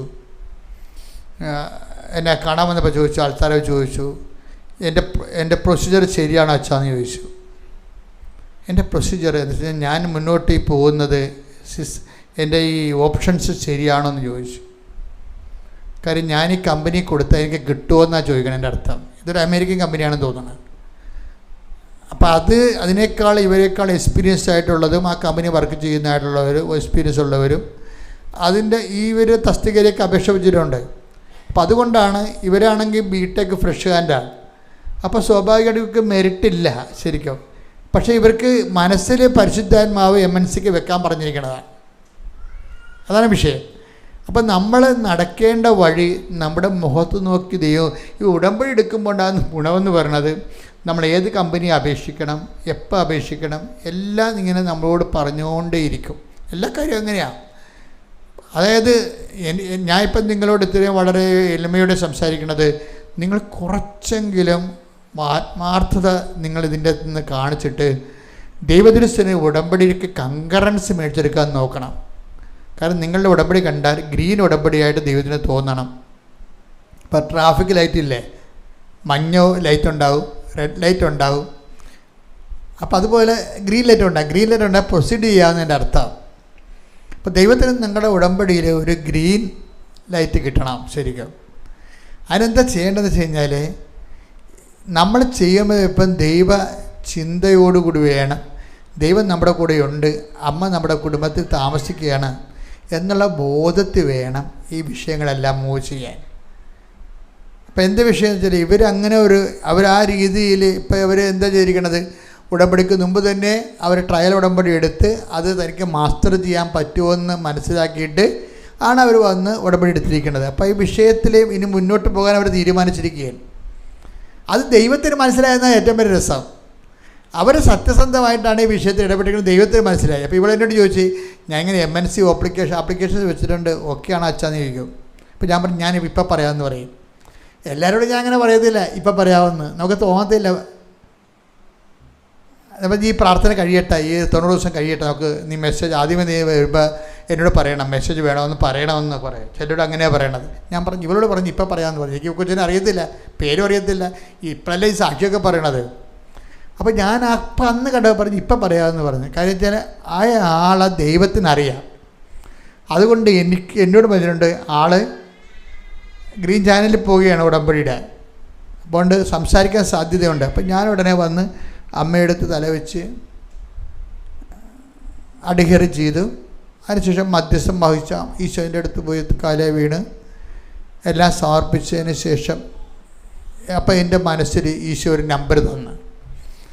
അപ്പം ഞാൻ കൊച്ചിനോട് പറഞ്ഞ്, മോളെ നീ ഒരു നമ്പർ വിചാരിക്കുക, എന്നോട് പറയരുത് എന്ന് പറഞ്ഞു. അപ്പോൾ അവളൊരു നമ്പർ വിചാരിച്ച്. അപ്പോൾ ഞാൻ കുഞ്ഞിനോട് ചോദിച്ചു, ഇത് 14 അല്ലേ എന്ന് ചോദിച്ചു. അപ്പോൾ കണ്ണു പിടിച്ച് പോയി, ശരിയാണ് 14ആണത്. അതിനൊക്കെ എനിക്ക് കിട്ടിയിരിക്കണത് 14. അപ്പോൾ ഇതിന് കൺകറൻസ് ഉണ്ടോയെന്നാണ് ഇവൾ ചോദിക്കണത്. ഇതിന് കൺകറൻസ് ഉണ്ടോ, ഈ MNCയുമായിട്ട് പ്രൊസീഡ് ചെയ്യാമോ, അത് ഞാൻ പെട്ടുപോകുമോ? അപ്പോൾ ഞാൻ പറഞ്ഞു, നിനക്ക് പ്രൊസീഡ് ചെയ്യാം. എത്ര കൊലകൊമ്പന്മാർ വന്നാലും അമ്മ ഈ ജോലി നിനക്ക് തരും. അതാണ് വിഷയം. അതിൻ്റെ വിഷയം അതാണ്. കാര്യം അമ്മ ഇവിടെ ഈ വിഷയം ഏറ്റെടുത്തതായിട്ട് മനസ്സിലായല്ലോ, ഇപ്പോൾ കൺകറൻസ് ആയല്ലോ. കാര്യം കുഞ്ഞിൻ്റെ മനസ്സിൽ എന്ത് നമ്പറാണെന്ന് എനിക്കറിയേണ്ട കാര്യമില്ലല്ലോ, അറിയാൻ പറ്റത്തില്ലല്ലോ. പക്ഷേ എനിക്കറിയാവുന്നത് കൊണ്ട്, നേരത്തെ അത് എന്നോട് പറഞ്ഞതുകൊണ്ട്, കർത്താവ് അത് എന്നോട് പറഞ്ഞതുകൊണ്ട് ഞാൻ അവളോട് പറഞ്ഞപ്പോൾ കൺകറൻ്റായി. അത്രയും ഒബ്ജക്റ്റീവാണ് മെസ്സേജ് എന്ന് പറയണത്. അപ്പോൾ ഇതിൻ്റെ വിഷയം എന്ന് പറയണത്, പിന്നീട് വരുന്ന എല്ലാ കാര്യങ്ങളും MNCയുടെ ഇൻ്റർവ്യൂകളെല്ലാം വരണത് 14-ാം തീയതിയാണ്. അതാണ് വിഷയം. അതാണ് 14 എന്ന് പറയണത്.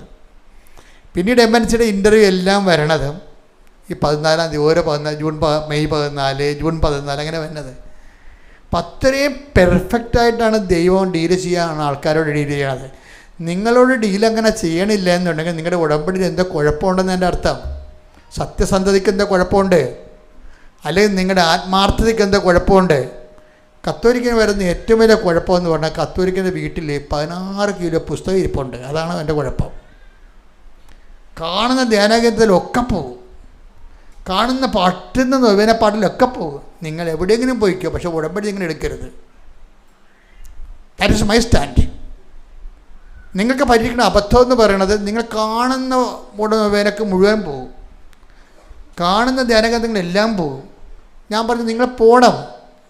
കാര്യം ഞങ്ങൾ അവിടെ എല്ലാം നടക്കുന്ന ശുശ്രൂഷ, ദൈവ ശുശ്രൂഷ തന്നെ നടക്കുന്നത്. പക്ഷേ നിങ്ങൾ ഉടമ്പടി എടുക്കരുത്. Should not do it. കാരണം ഉടമ്പടി എടുത്താൽ അത് വേറെ റിലേഷനാണ്. അതിങ്ങനെ ധ്യാനം കേൾക്കുന്ന പോലെയും രോഗശാന്തി പ്രാർത്ഥന കൂടുന്ന പോലെയും അല്ല. It's a way of life. അത് ദൈവമായിട്ടുള്ള നിലപാട്, നമ്മുടെ സമീപനം ഒക്കെ എല്ലാം കവനന്റ് ബേസാണ്. അതുകൊണ്ട് ചില ആൾക്കാർക്ക്, ബുദ്ധിയുള്ളവർക്ക് ഇത് മനസ്സിലാവും, ഇത് കവനന്റ് ബേസാണ് പോണത്. ഇപ്പം ഈ വിഷയങ്ങൾക്കെല്ലാം ദൈവത്തിന് പദ്ധതിയുണ്ട്. So I should wait. പരിശുദ്ധാത്മാവ് നിരന്തരം നമ്മളോട് പറയും. പിന്നെ സഞ്ചാരി മാതാവ് സമയത്തിൻ്റെ അധികാരി.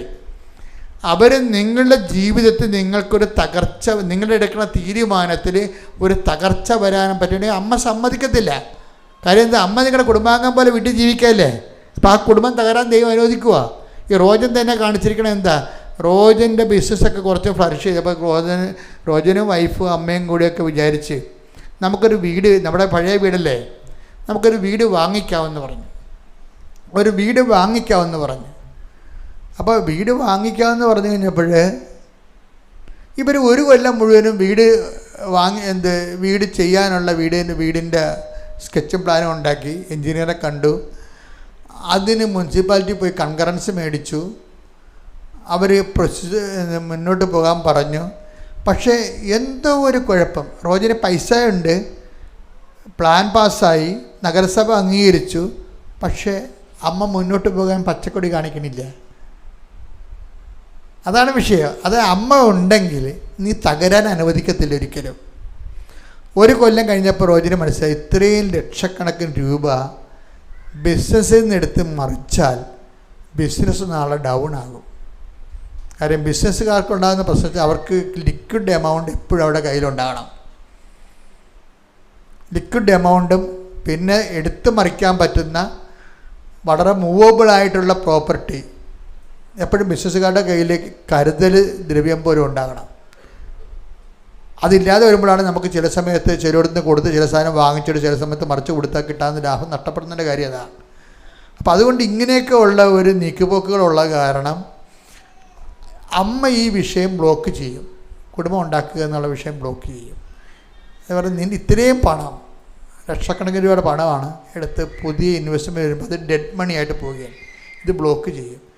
ബ്ലോക്ക് ചെയ്ത് വെച്ചും ഇവരെല്ലാവരും കൂടി ഇരുന്ന് അമ്മയും ഭാര്യയും പല വീടുകളും പോയി കണ്ട് ഇവർക്ക് ഒക്കണില്ല.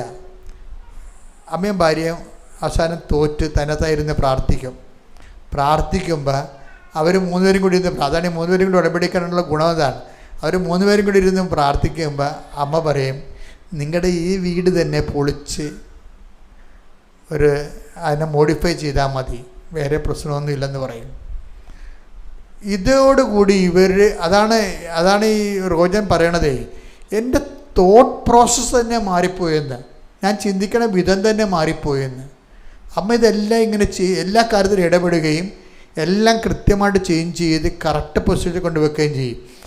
എന്നിട്ട് ഈ വീട് വെക്കാൻ നേരത്ത് ഈ വീട് മോഡിഫൈ ചെയ്തതിന് ശേഷം ഈ വീട് ചില മുറികൾ മാറ്റി ചിലത് ആഡ് ചെയ്ത് ഇതിൻ്റെ ഷേപ്പ് മാറ്റി എക്സ്ട്രാ എക്സ്റ്റൻഷൻ എടുത്തൊക്കെ വരുമ്പോൾ അതായത് ഇവർ വെക്കാൻ പോയ വീടിനേക്കാളും അതിമനോഹരമായൊരു വീട്.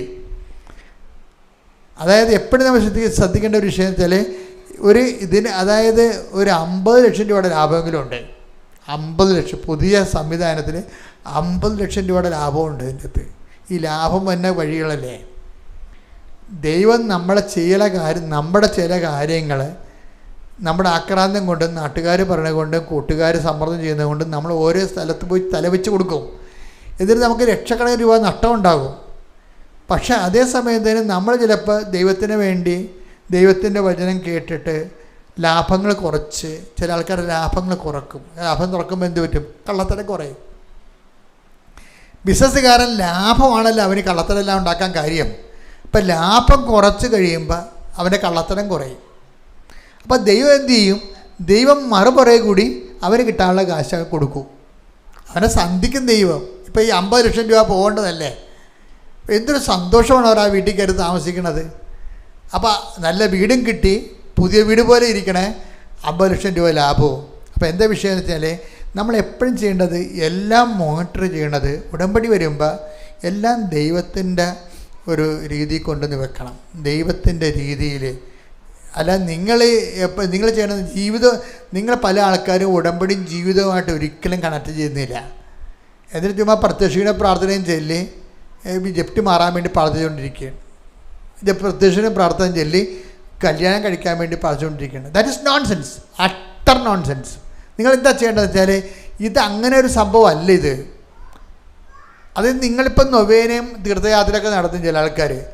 തീർത്ഥയാത്രയൊക്കെ ആർക്ക് വേണം നടത്താം, ഒരു പ്രശ്നമൊന്നുമില്ല, അത് എപ്പോൾ വേണമെങ്കിൽ നടത്താം. പക്ഷെ നിങ്ങളെപ്പോഴും തീർത്ഥയാത്ര നടത്തുമ്പോഴും ആ ഉടമ്പടി ബ്രേക്ക് ചെയ്യരുത്.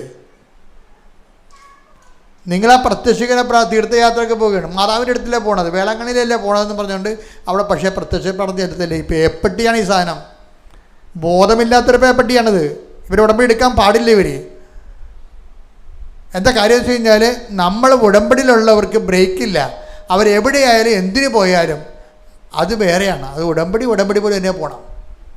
അപ്പം ചില ആൾക്കാർക്ക് നല്ല കർക്കശമായിട്ട് അവർ ചെയ്യത്തുള്ളൂ, ഉടമ്പടികളെല്ലാം കർക്കശമായിട്ട് ചെയ്യത്തുള്ളൂ. അപ്പം ദൈവത്തിന് അതെന്നെ അറിയാം. അപ്പം ദൈവത്തിന് അറിയാവുന്ന അങ്ങനെയുള്ള ആൾക്കാർ അറിയണത് കൊണ്ടാണ് ഈ ഇവർ പോലൊക്കെ ഈ ശ്രേയെ പോലെ ആൾക്കാർ വരുമ്പോൾ അവർ ഇൻട്രാക്ട് ചെയ്യണത്. കഴിഞ്ഞ ദിവസങ്ങളിൽ ഒരു വചനം ഞാൻ ഡെയിലി ബ്രെഡിൽ ഇരിക്കുമ്പോൾ കിട്ടി. എന്താണെന്ന് വെച്ച് കഴിഞ്ഞാൽ വചനം വെച്ചാൽ യോഹന്നാൻ 6:6. ഒന്നെടുത്തേ, ശ്രദ്ധിക്കട്ടെ. ഹല്ലേലൂയ, ഹല്ലേലൂയ, ഹല്ലേലൂയ, ഹല്ലേലൂയ. യേശുവേ നന്ദി. ഹല്ലേലൂയ, ഹല്ലേലൂയ, ഹല്ലേലൂയ, ഹല്ലേലൂയ, ഹല്ലേലൂയ. യോഹന്നാൻ 6:6. യോഹന്നാൻ 6:6. എന്തു ചെയ്യണമെന്ന് യേശു നേരത്തെ മനസ്സിൽ കരുതിയിരുന്നു. അപ്പോൾ ഇതെന്താ വിഷയം എന്ന് പറഞ്ഞാൽ, ഇവർക്ക് പീലിപ്പോസ് വന്ന് ആൾക്കാരെ കാണുമ്പോൾ സന്ധ്യയാകുമ്പോൾ പീലിപ്പോസ് പറയും, ഇവരൊക്കെ പറഞ്ഞു വിടുന്നില്ലേ, ഇവർക്ക് ഇത്രയും ആൾക്കാർക്ക് ഭക്ഷണം എവിടെ നിന്ന് കിട്ടാനാണ് ചോദിക്കുമ്പോൾ പീലിപ്പോസിന് കൊടുക്കുന്ന മറുപടിയാണ്, നിങ്ങൾ തന്നെ അവർക്ക് ഭക്ഷണം കൊടുക്കാൻ വേണ്ടി ഈശോ അവനെ പരീക്ഷിക്കാൻ വേണ്ടി പറയും. പക്ഷേ എന്നിട്ട് യോഹന്നാൻ 6:6 എന്താ പറയണത്? എന്ത് പരീക്ഷിക്കാൻ പറഞ്ഞാലും എന്ത് ചെയ്യണമെന്നുള്ളത് ഈശോ നേരത്തെ മനസ്സിൽ കരുതിയിരുന്നു. അപ്പോൾ ഈശോയ്ക്ക് നിങ്ങളുടെ ജീവിതത്തെക്കുറിച്ച് നേരത്തെ ഒരു കരുതലുണ്ട്. അതെപ്പോഴും ഓർത്തേക്കണം. നിങ്ങൾ ആരെ കല്യാണം കഴിക്കണം, എവിടെ കല്യാണം കഴിക്കണം, എവിടെ എന്ത് ജോലി ചെയ്യണം, എല്ലാ വിഷയത്തെക്കുറിച്ചും ഈശോയ്ക്ക് ഒരു കരുതലുണ്ട്. നമ്മൾ ഉടമ്പടി എന്ന് പറയണത് ഈശോയ്ക്ക് നമ്മളെക്കുറിച്ചുള്ള കരുതൽ വെളിവാക്കി വചനത്തെ മാംസമാക്കി എടുക്കുന്നൊരു നടപടിയാണ്. ഈശോയ്ക്ക് നമ്മളെക്കുറിച്ച് കരുതലുണ്ട്, എല്ലാവരെക്കുറിച്ചും, എല്ലാ വിഷയങ്ങളെക്കുറിച്ചും. അപ്പം അതുകൊണ്ടാണ് നമ്മൾ എപ്പോഴും നിങ്ങൾ ഉടമ്പടി പറയാത്തൊരു കാര്യമുണ്ട്, ഞങ്ങളൊക്കെ ചെയ്യേണ്ടൊരു കാര്യം. എന്നുവെച്ചാൽ ഞങ്ങൾ മണിക്കൂറുകളോളം കർത്താവിൻ്റെ തിരുസന്നിധി ഇരിക്കും. കാര്യം അതെന്ന് പറയണത് നമ്മൾ ഉടമ്പടി ചേർക്കേണ്ട ഒരു ഭാഗമാണത്. അരമണിക്കൂർ കർത്താവിൻ്റെ തിരുസന്നിധിയിൽ ഇരിക്കണം. നമ്മൾ കുർബാന കഴിയുമ്പോൾ അവിടെ നിന്ന് ചാടി വീടി പോകരുത്. അത് ഇറച്ചി മേടിക്കാൻ പോകുന്ന ആൾക്കാർ അങ്ങനെ പോണത്. നിങ്ങൾ പോകരുത്, നിങ്ങളവിടെ ഇരിക്കണം. ദിവ്യകുർബാനയെടുത്ത് ഇരിക്കുക എന്ന് പറയുമ്പോഴല്ല, അത് ഒരു സത്യസന്ധമായ ഇരിപ്പാണെങ്കിൽ എല്ലാ കാര്യങ്ങൾക്കും അവിടെ വെച്ച് അമ്മ നിനക്ക് വേണ്ടി മധ്യസ്ഥം വഹിച്ചുകൊണ്ടിരിക്കും. കാര്യം നീ ഉടമ്പടിയിലാണ്. നീ ഉടമ്പടിയിൽ എങ്ങായത് കാരണം നീ ദിവ്യകുർബാനയെടുത്ത് ഇരിക്കുമ്പോൾ ഈശോ അടുത്തുണ്ടെങ്കിൽ അമ്മ അപ്പം തന്നെ കാനായിൽ അതല്ലേ സംഭവിക്കണത്. കാനായിൽ എന്താ സംഭവിക്കണത്? ഈശോ അടുത്തുണ്ട്. അതുകൊണ്ട് ആ കുടുംബത്തിനൊരു അവശത വന്നപ്പോൾ അമ്മ ഉടനെ ഈശോൻ്റെ അടുത്തേക്ക് റഷ് ചെയ്യണത്. നീ ദിവ്യകുർബാന ഇരുന്ന് നോക്കിയേ. അങ്ങനെ ഇരുന്ന് കഴിയുമ്പോൾ അമ്മ നിനക്ക് വേണ്ടി ഉടനെ മധ്യസ്ഥം വഹിക്കും. പ്രാർത്ഥിക്കുക. കർത്താവേ, കർത്താവേ, ദിവ്യകുർബാനയിൽ വരുമ്പോഴേ ദിവ്യകുർബാനയിൽ വരുമ്പോൾ നിന്റെ കൂടെ ഇരിക്കാൻ, നിന്റെ കൂടെ ഇരിക്കുവാൻ, അമ്മയുടെ മധ്യസ്ഥത്തിന് ഏറ്റവും യോഗ്യമായ ഈ സമയം തിരിച്ചറിഞ്ഞുകൊണ്ട് ദിവ്യകുർബാനയെ സന്ദർശിച്ച് ആരാധിക്കുവാൻ എനിക്ക് പ്രത്യേക അഭിഷേകം നൽകണമേ. ശ്രുതിക്കട്ടെ.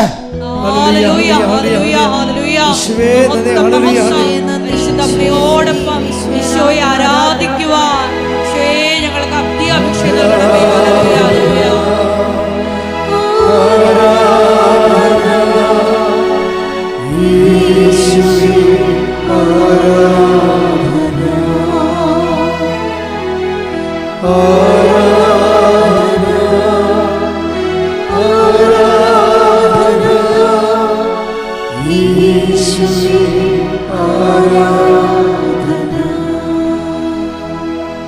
മക്കളെ, ഇതൊരു അനോയിൻറ്റിങ് ആണ് കേട്ടോ. ആരാധന ഇരിക്കുക എന്ന് പറയുന്നത് ഒരു അനോയിൻറ്റിങ് ആണ്. അത് പെട്ടെന്ന് കിട്ടണമെന്ന് നിർബന്ധമില്ല. നിങ്ങൾ കുറേ ആഗ്രഹിക്കണം. ഈ അഭിഷേകവും ആഗ്രഹവും തമ്മിൽ കുറേ ബന്ധമുണ്ട്. കുറേ ആഗ്രഹിച്ച് കഴിയുമ്പോൾ പതുക്കെ ആദ്യം 10 മിനിറ്റ്, പിന്നെ 15 മിനിറ്റ്, പിന്നെ 20 മിനിറ്റ് കർത്താവ് അത് നിങ്ങൾക്ക് അഭിഷേകം തരും. അല്ലെങ്കിൽ നിങ്ങൾക്ക് അവിടുന്ന് പെട്ടെന്ന് പോരാൻ തോന്നും. അതിപ്പോൾ നിങ്ങൾ പേടിക്കേണ്ട കാര്യമൊന്നുമില്ല. ആരംഭക്കാർക്ക് മാത്രമേ ഇത്തിരി പ്രശ്നമുള്ളൂ. ആരംഭക്കാർക്ക് ഇത്തിരി പ്രശ്നം ഉണ്ടാകും. അപ്പോൾ അതുകൊണ്ട് നിങ്ങൾ വിഷമിക്കേണ്ട. നിങ്ങളൊന്ന് പ്രാർത്ഥിച്ചാൽ മതി, കർത്താവേ എനിക്കൊരു അരമണിക്കൂർ നിൻ്റെ തിരുസന്നിധിയിൽ ഇരിക്കാൻ എന്നെ സഹായിക്കണേ. എന്തിൻ്റെ ഗുണമെന്ന് വെച്ച് കഴിഞ്ഞാൽ, ഒന്നാമത്തേൽ നമ്മൾ ചുമന്നുകൊണ്ട് നടക്കുന്ന ഭാരം മൊത്തം കർത്താവ് ഏറ്റെടുക്കും. ആവശ്യമില്ലാത്ത ചിന്തിപ്പിക്കത്തില്ല, നമ്മളെ കൊണ്ട് ആവശ്യമില്ലാത്ത ചെയ്യിക്കത്തില്ല. കറക്റ്റായിട്ടുള്ള സ്ഥലത്ത് മാത്രമേ നമ്മൾ ഇൻവെസ്റ്റ് കാര്യങ്ങൾ ചെയ്യത്തുള്ളൂ. അല്ലെങ്കിൽ നമ്മൾ പലയിടത്തും പല കാര്യങ്ങൾ ചെയ്ത് പരക്കം പാഞ്ഞ് ആ സമയവും പോയി ഇങ്ങനെ കഷ്ടപ്പെടുന്നില്ല. ആൾക്കാർ എന്തുമാത്രം സമയമാണ് വേസ്റ്റ് ചെയ്യണത്. അപ്പം അങ്ങനെ വേസ്റ്റ് ചെയ്യരുത്. കർത്താവിൻ്റെ അടുത്ത് ഇരിക്കുമ്പോഴാണ് ഗുണമെന്ന് വെച്ച് കഴിഞ്ഞാൽ ടൈം മാനേജ്മെൻറ്റ് ഭയങ്കരമായിരിക്കും. അത് പ്രോപ്പർ ടൈമിലും പ്രോപ്പർ പ്ലേസിനും പ്രോപ്പർ ടൈമിലൊക്കെ നമ്മളെ കർത്താവ് സെറ്റ് ചെയ്തെടുക്കുക വരും. അപ്പോൾ അതൊരു വലിയൊരു അനുഗ്രഹമാണ് ശരിക്കും പറഞ്ഞാൽ. അതായത് കർത്താവിനെ ദിവ്യകുർബാന ഇരിക്കുമ്പോൾ മാതാവിന് മധ്യസ്ഥം വഹിക്കാൻ കാനായിലെ കല്യാണത്തതുപോലെ തന്നെ എളുപ്പമായൊരു അന്തരീക്ഷമാണത്. അതാണ് ഞാൻ ദിവ്യകുർബാനയെ പ്രൊമോട്ട് ചെയ്യാൻ കാരണം. അതാണ് മാതാവിന് നിങ്ങൾക്ക് വേണ്ടി മധ്യസ്ഥം വഹിക്കണമെന്ന് തോന്നണമെങ്കിൽ നിങ്ങൾ ദിവ്യകുർബാന ഇരിക്കുമ്പോൾ പെട്ടെന്നായിരിക്കും ആ സംഭവത്തിന് തീരുമാനം വരാൻ പോണത്. അപ്പം അതുകൊണ്ട് ലൈഫിൽ ഒന്ന് സെറ്റ് ചെയ്തെടുക്കാൻ നോക്കണം. കാര്യം നമ്മൾ ഒരിക്കലും നമുക്ക് ഇപ്പം നമ്മളിങ്ങനെ ഓടിപ്പാഞ്ഞ് പരക്കം പാഞ്ഞ് അവരെ കാണണം ഇവരെ കാണണം. നിങ്ങൾ കാണുന്ന പല ആൾക്കാർ ഇപ്പം നോക്കിയേ, ഞാനിപ്പോൾ ദൈവത്തിന് പ്രയോജനമുള്ളവർ മാത്രമേ കാണത്തുള്ളൂ. അല്ലെങ്കിൽ പിന്നെ എന്തെങ്കിലും ഭൗതികമായിട്ടുള്ള അധികാരികളൊക്കെ വരുമ്പോൾ അവരെ കാണും. രാഷ്ട്രീയ അധികാരികളൊക്കെ വരുമ്പോൾ നമ്മൾ പൗരനായതുകൊണ്ടും ഇത് ഭൗതികമായ ഒരു വശം സ്ഥാപനത്തിൻ്റെ റണ്ണിങ്ങിലുള്ളത് കൊണ്ടും രാഷ്ട്രീയ അധികാരികളൊക്കെ വരികയാണെങ്കിൽ അവരെ കാണും. അല്ലെങ്കിൽ ആവശ്യമില്ലാതെ ലൂസ് ടോക്കിന് സൗഹൃദം പുലർത്താൻ അങ്ങനെ ഒന്നും ഒരിക്കലും സമയമില്ലതിന്. ആവശ്യക്കാരനെ സഹായിക്കുക, അതാണ് വിഷയം. അതറിഞ്ഞാൽ സഹായിക്കുക. അതിപ്പോൾ ഞാൻ സഹായിക്കേണ്ട കാര്യമില്ല. ഓഫീസിൽ തന്നെ ഓട്ടോമാറ്റിക്കായിട്ട് ഓർഡർ കൊടുത്തിട്ടുണ്ട് സഹായിച്ചോളാൻ. അപ്പം പക്ഷെ അങ്ങനെ അതേസമയം തന്നെ ഇവിടെ നിങ്ങൾ വരുമ്പോൾ ഉണ്ടാകുന്ന വിഷയം, നിങ്ങൾ ഇതുപോലെ റിലേഷൻസ് ഒന്ന് നോക്കണം. ബേസ് ടോക്ക് അവസാനിപ്പിക്കണം. ചുമ്മാ ഇങ്ങനെ വാട്സാപ്പിലൊക്കെ ഇങ്ങനെ കണാകുണാക്കെ പറഞ്ഞുകൊണ്ടിരിക്കത്തില്ലേ. നിങ്ങളൊന്ന് രണ്ടാമത് ആ പറഞ്ഞ സാധനം ഒന്ന് റെക്കോർഡ് ചെയ്തതൊന്ന് കേട്ട് നോക്കണം കേട്ടോ. ചുമ്മാ പട്ടിക്കാട്ടത്തിൻ്റെ വിലയില്ലാത്ത കാര്യമാണ് ഈ പറയണത്. ഉടമ്പടി എഴുതിക്കുന്ന ആൾക്കാർക്ക് കുറച്ച് ഡിസിപ്ലിനൊക്കെ കൊണ്ടാണ് നല്ലതാണ്. അവരിങ്ങനെ നാട്ടുകാരെ പോലെ ചവറ് വർത്താനൊന്നും പറയേണ്ട കാര്യമില്ല. ആവശ്യമുണ്ടെങ്കിൽ സംസാരിക്കാം, സന്തോഷത്തോടെ സംസാരിക്കാം. പിന്നെ ക്ലേശകാലമാണെങ്കിൽ സംസാരം കുറക്കുന്നതാണ് എപ്പോഴും നല്ലത്. നിങ്ങൾ ക്ലേശകാലത്തോട് കടന്നു പോവുകയാണ്, അപ്പോൾ ടൈം കുറക്കണം, സംസാരം കുറക്കണം. പിന്നെ എന്ത് ചെയ്യണം? ദൈവത്തോടു കൂടി കൂടുതൽ സമയമെടുക്കണം. പിന്നെ നിങ്ങൾ മസിൽ പിടിച്ച് ചില കാര്യങ്ങൾക്ക് പിടിവാശി കാണിക്കരുത്. ചില കാര്യങ്ങൾ നടക്കാൻ താമസിക്കും. അപ്പോഴേക്ക് ഈശോയ്ക്ക് കുറേ വഴികളുണ്ട്. ഈശോ ഒരു വഴി കുറച്ച് ട്രബിളാണെന്ന് കണ്ടു കഴിഞ്ഞാൽ ആ വഴിയെ കൂടിയേ പോകത്തുള്ളൂ എന്ന് പറഞ്ഞാൽ നിങ്ങൾ അങ്ങനെ പോകരുത്. That is not right. അതറിയണമെന്നുണ്ടെങ്കിൽ ഈശോ എപ്പോഴും മറ്റു വഴിയെ നോക്കണം. സുവിശേഷത്തിൻ്റെ ഒരു നിലപാടതാണ്. ഒരു വഴി ശരിയല്ലെങ്കിൽ അതിന്മേൽ കടിച്ചു തൂങ്ങി നിൽക്കത്തില്ല. ഇപ്പം നിങ്ങളുടെ ജോലിക്കാര്യം, നിങ്ങളുടെ കല്യാണക്കാര്യം, നിങ്ങളുടെ വീട് വെക്കണത്, നിങ്ങൾ അതിൻ്റെ അകത്ത് സ്റ്റിക്ക് ഓൺ ചെയ്താൽ പിന്നെ അതിന്മേൽ കടിച്ചു തൂങ്ങി കിടക്കുക. ആ പെണ്ണെ തന്നെ കിട്ടണം, അല്ലെങ്കിൽ ഞാൻ ചത്തുകളെന്നൊക്കെ പറയും. Should not do that. കർത്താവിന് ഇഷ്ടമാണെങ്കിൽ ഞാനത് ചെയ്യും. കർത്താവ് എന്നെക്കൊണ്ട് തീരുമാനിച്ചോളൂ. കാര്യം ഞാൻ എൻ്റെ അടുത്ത് പ്രേമിച്ച് വന്ന 2 കപ്പിൾസ് 2 മണിക്കൂറോളം എൻ്റെ കൂടെ ഇരുന്ന് പ്രാർത്ഥിച്ച്. കാര്യം അവർ പ്രശ്നമായി, തമ്മിൽ 2 സമുദായമായ അടിയായി. അപ്പോൾ അടി ഉണ്ടാകാതിരിക്കാനും തമ്മിൽ ആൾക്കാർ വെട്ടാതിരിക്കാൻ വേണ്ടി നിങ്ങളെ എൻ്റെ അടുത്ത് കൊണ്ടുവന്ന് തന്നിരിക്കുകയാണ്. എൻ്റെ അടുത്ത് കൊണ്ടുവന്ന് തന്നേച്ചും അവസാനം ഞാൻ പറഞ്ഞപ്പോൾ അതിങ്ങനെ പിരിയണ കണ്ടീഷനിലായി. കാര്യം ഞാൻ പറഞ്ഞില്ലെങ്കിലും പുറത്ത് വെട്ട് നടക്കുമെന്ന് അവർക്കറിയാം. അതുകൊണ്ട് അത് പണ്ടത്തെ കഥയാണ്, 90-ല. അപ്പോൾ അവസാനം ഇവനും അവളും കൂടി പിരിയാമെന്നും പറഞ്ഞ് പുറത്ത് പോയിട്ട് ഞാൻ നോക്കി പൊത്തോന്നും പറഞ്ഞ് സ്വരം കേട്ട് നോക്കിയപ്പോൾ എന്താ പറയുക, പള്ളിക്കിണറ്റിൽ അവൾ ചാടി. അപ്പം ഞാൻ ചെന്നപ്പോൾ ആൾക്കാരെല്ലാം ഓടിക്കൂടി. അപ്പം ഞാൻ അച്ഛാ വല്ല കാര്യമുണ്ട്, ഇതൊക്കെ പെരുമരണങ്ങൾ എവിടെയെങ്കിലും പോയി ചാകട്ടെ, അച്ഛനും നേരത്തെ ഇടപെടണമെന്ന് ചോദിച്ചു. ഞാൻ പറഞ്ഞു നിങ്ങളുടെ ഇഷ്ടം പോലെ. അതൊക്കെ പോയി കെട്ടി. കിണറ്റിച്ചടിയപ്പോൾ ചിത്രം മാറിയല്ല, പെണ്ണുങ്ങൾക്ക് നല്ല ബുദ്ധിയാണേ. കിണറ്റി ചാടിയപ്പോൾ പിക്ചർ മാറി, അച്ഛന്മാർ, മെത്രാന്മാർ, ബിജോദന്മാർ എല്ലാം മാറി. സംഭവം പിക്ചർ മാറി. അപ്പോൾ ആൾക്കാർ വരെ വെട്ടും കുത്തൊക്കെ നിർത്തി. നമ്മളെന്തിനാണ് ഇവിടുത്തെ അതിങ്ങനെ വിഷമിക്കണത്? അപ്പോൾ അത് കഴിഞ്ഞിട്ട് 3 കൊല്ലം കഴിഞ്ഞ് 3 കൊല്ലം കഴിഞ്ഞപ്പോൾ ഞാൻ അറിഞ്ഞത് അവൻ തൂങ്ങിയെന്ന വീട്ടിൽ ചത്തുപോയി. അവളാണ് ഇപ്പം ചാടാൻ പോയെങ്കിൽ നിങ്ങൾ തമ്മിൽ കെട്ടിവെച്ചും അവൻ തൂങ്ങിപ്പോയി. എൻ്റെ കുടുംബ പ്രശ്നം പറഞ്ഞ അമ്മായിമ്മ പോര് പറഞ്ഞ് ആൾ തൂങ്ങി. നിങ്ങളീ പറയുന്ന ഇങ്ങനെ ഇപ്പം തന്നെ ഇത് കിട്ടിയില്ല ചത്തുകളയെന്ന് പറഞ്ഞ പല കാര്യത്തിൻ്റെ അവസ്ഥ ഇതാണ്. മനസ്സിലായില്ലേ? അതുകൊണ്ട് ഈ വൈകാരിക അടിമത്വം എന്നുള്ള സംഭവമില്ലേ, ഉടമ്പടിക്ക് നിങ്ങൾക്ക് വൈകാരികമായിട്ട് ദൈവത്തോട് മാത്രമേ കടപ്പാടുള്ളൂ. ബാക്കി ഒന്നിനോടും ഒരു ഇമോഷൻ അറ്റാച്ച്മെൻറ്റ് ഉണ്ടാക്കരുത്. നിങ്ങൾ അങ്ങനെ ഇമോഷൻ അറ്റാച്ച്മെൻറ്റ് ഉണ്ടെങ്കിൽ നിങ്ങൾ അമ്മയോട് പറയണം, അമ്മേ എനിക്കിങ്ങനെ ഇമോഷൻ അറ്റാച്ച്മെൻറ്റ്, ഭാവിയിൽ ഇത് ഗുണം ചെയ്യുമോ ദോഷം ചെയ്യുമോ എനിക്കറിയത്തില്ല. അത് പറയണ്ടേ? അത് പറയാനുള്ള ബാധ്യത നിങ്ങൾക്കുണ്ടല്ലോ. ഭാവിയിൽ ഇത് ഗുണം ചെയ്യുമോ ദോഷം ചെയ്യുമോ എന്ന് എനിക്കറിയത്തില്ല. അതൊരു സ്ഥലം മേടിക്കണ കാര്യമായാലും ശരി. നിങ്ങൾ ഈ സ്ഥലം മേടിക്കാൻ പോകുന്നതിൻ്റെ കാര്യം എന്താണ്? ഞാൻ തന്നെ ആൾക്കാർ വരുമ്പോൾ ഞാൻ ചോദിക്കും, ചേച്ചി ഈ സ്ഥലം മേടിക്കുന്ന ഐഡിയ ആരുടേതാണ്? അതെൻ്റെതാണ്. ഞാൻ പറഞ്ഞു ചേച്ചിക്ക് ഈ ഐഡിയ വരാൻ കാര്യം എന്താണ്? അല്ലെങ്കിൽ അവളെടുക്കുമെന്ന് അപ്പുറത്തുള്ളൂ. അതാണ് പ്രശ്നം. വല്ല കാര്യമുണ്ടാ? അയൽവാസികൾ ആ സ്ഥലം എടുക്കുമെന്നേ. അത് ഇവരുണ്ടാക്കി മറ്റേ ഭർത്താവിനെ പറഞ്ഞ് ചാട്ട കയറ്റി, അത് മാതാവിനെ പറഞ്ഞ് ചാട്ട കയറ്റാൻ വേണ്ടി എൻ്റെ അടുത്ത് വന്നിരിക്കുക. അത് ഈ വിഷയമൊന്നും വർക്കൗട്ട് ചെയ്യത്തില്ല. കാര്യം വെച്ച് കഴിഞ്ഞാൽ നിങ്ങൾ ഈ ഡെഡ് മണി ആയിട്ട് കൊണ്ടുപോയി ആ പൈസ പൊത്തിയിട്ട് കഴിഞ്ഞാൽ നാളെ നിങ്ങൾക്കൊരു കിഡ്നി രോഗം വന്നാൽ ആര് കാശെടുത്ത് മുടക്കും?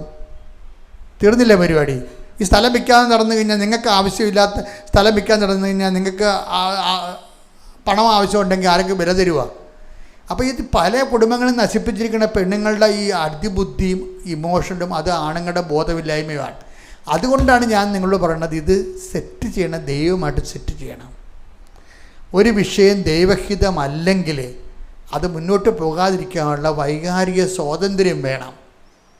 പല ആൾക്കാർക്ക് ഉടമ്പടി പരാജയപ്പെടുന്നതിൻ്റെ കാര്യം വൈകാരിക സ്വാതന്ത്ര്യത്തിന് നഷ്ടപ്പെടുന്നതുകൊണ്ടാണ്. വൈകാരിക അടിമത്വമാണ് ആൾക്കാർക്ക്. അത് കാരണം അവർ പിടിച്ച പിടിവാലെ മർക്കട മുട്ടി പോലെ പിടിച്ചു നിൽക്കും. അത് നടന്നില്ലെങ്കിൽ വേറെ എന്ത് ദൈവം ചെയ്താലും അവർക്ക് മോന്ത തെളിയത്തില്ല.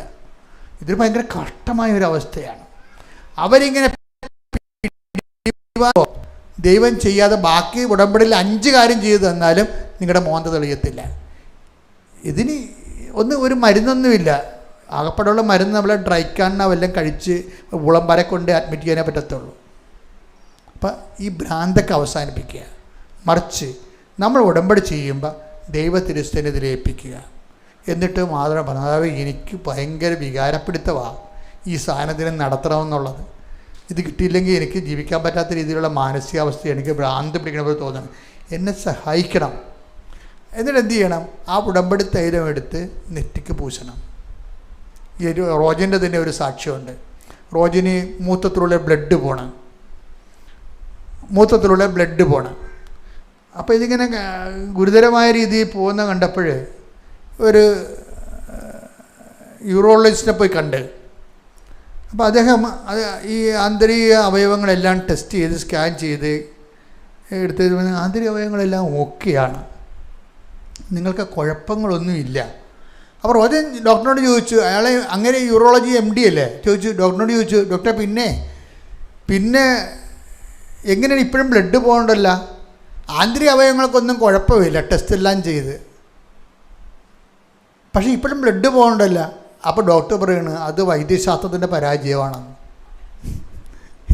അങ്ങനെ റോജൻ്റെ സാക്ഷ്യത്തിലുണ്ടത്, നോക്കിയാൽ മതി. അത് ചില കാര്യങ്ങൾ വൈദ്യശാസ്ത്രത്തിനും അറിയത്തില്ലെന്നാണ്. ആന്തരിക അവയവങ്ങളെല്ലാം ഓക്കെയാണ്, ബ്ലഡിലൂടെ യൂറിൻ പോണ്, അവസാനം യൂറിൻ ഇല്ല, ഇപ്പം ബ്ലഡ് മാത്രം പോയിക്കൊണ്ടിരിക്കുകയാണ്. ആളുടെ ലൈഫ് തന്നെ ഉണങ്ങി ഇങ്ങനെ വരികയാണ്. അപ്പോഴെന്ത് ചെയ്യും, ഡോക്ടർ ഇത് പറഞ്ഞപ്പോൾ പുള്ളിക്ക് ഷോക്കായിപ്പോയി. കാര്യം വൈദ്യശാസ്ത്രം ഇങ്ങനെ ചില സമയത്ത് പരാജയപ്പെടുമെന്ന് പറഞ്ഞപ്പോൾ ഇവന് ഷോക്കായി. അപ്പം പുള്ളിക്ക് അപ്പോഴാണ് അമ്മയെക്കുറിച്ച് ഓർത്തത്. ഇവൻ വീട്ടിൽ വന്ന് വെച്ച് റോജൻ വീട്ടിൽ വന്നിട്ട് ഉടമ്പെടുത്ത് അതിലെടുത്ത് വിശ്വാസപ്രമാണം ചൊല്ലി അടിപറ്റി മൊത്തം തേച്ച്. ആ സെക്കൻഡിന് സംഭവം നിന്ന്.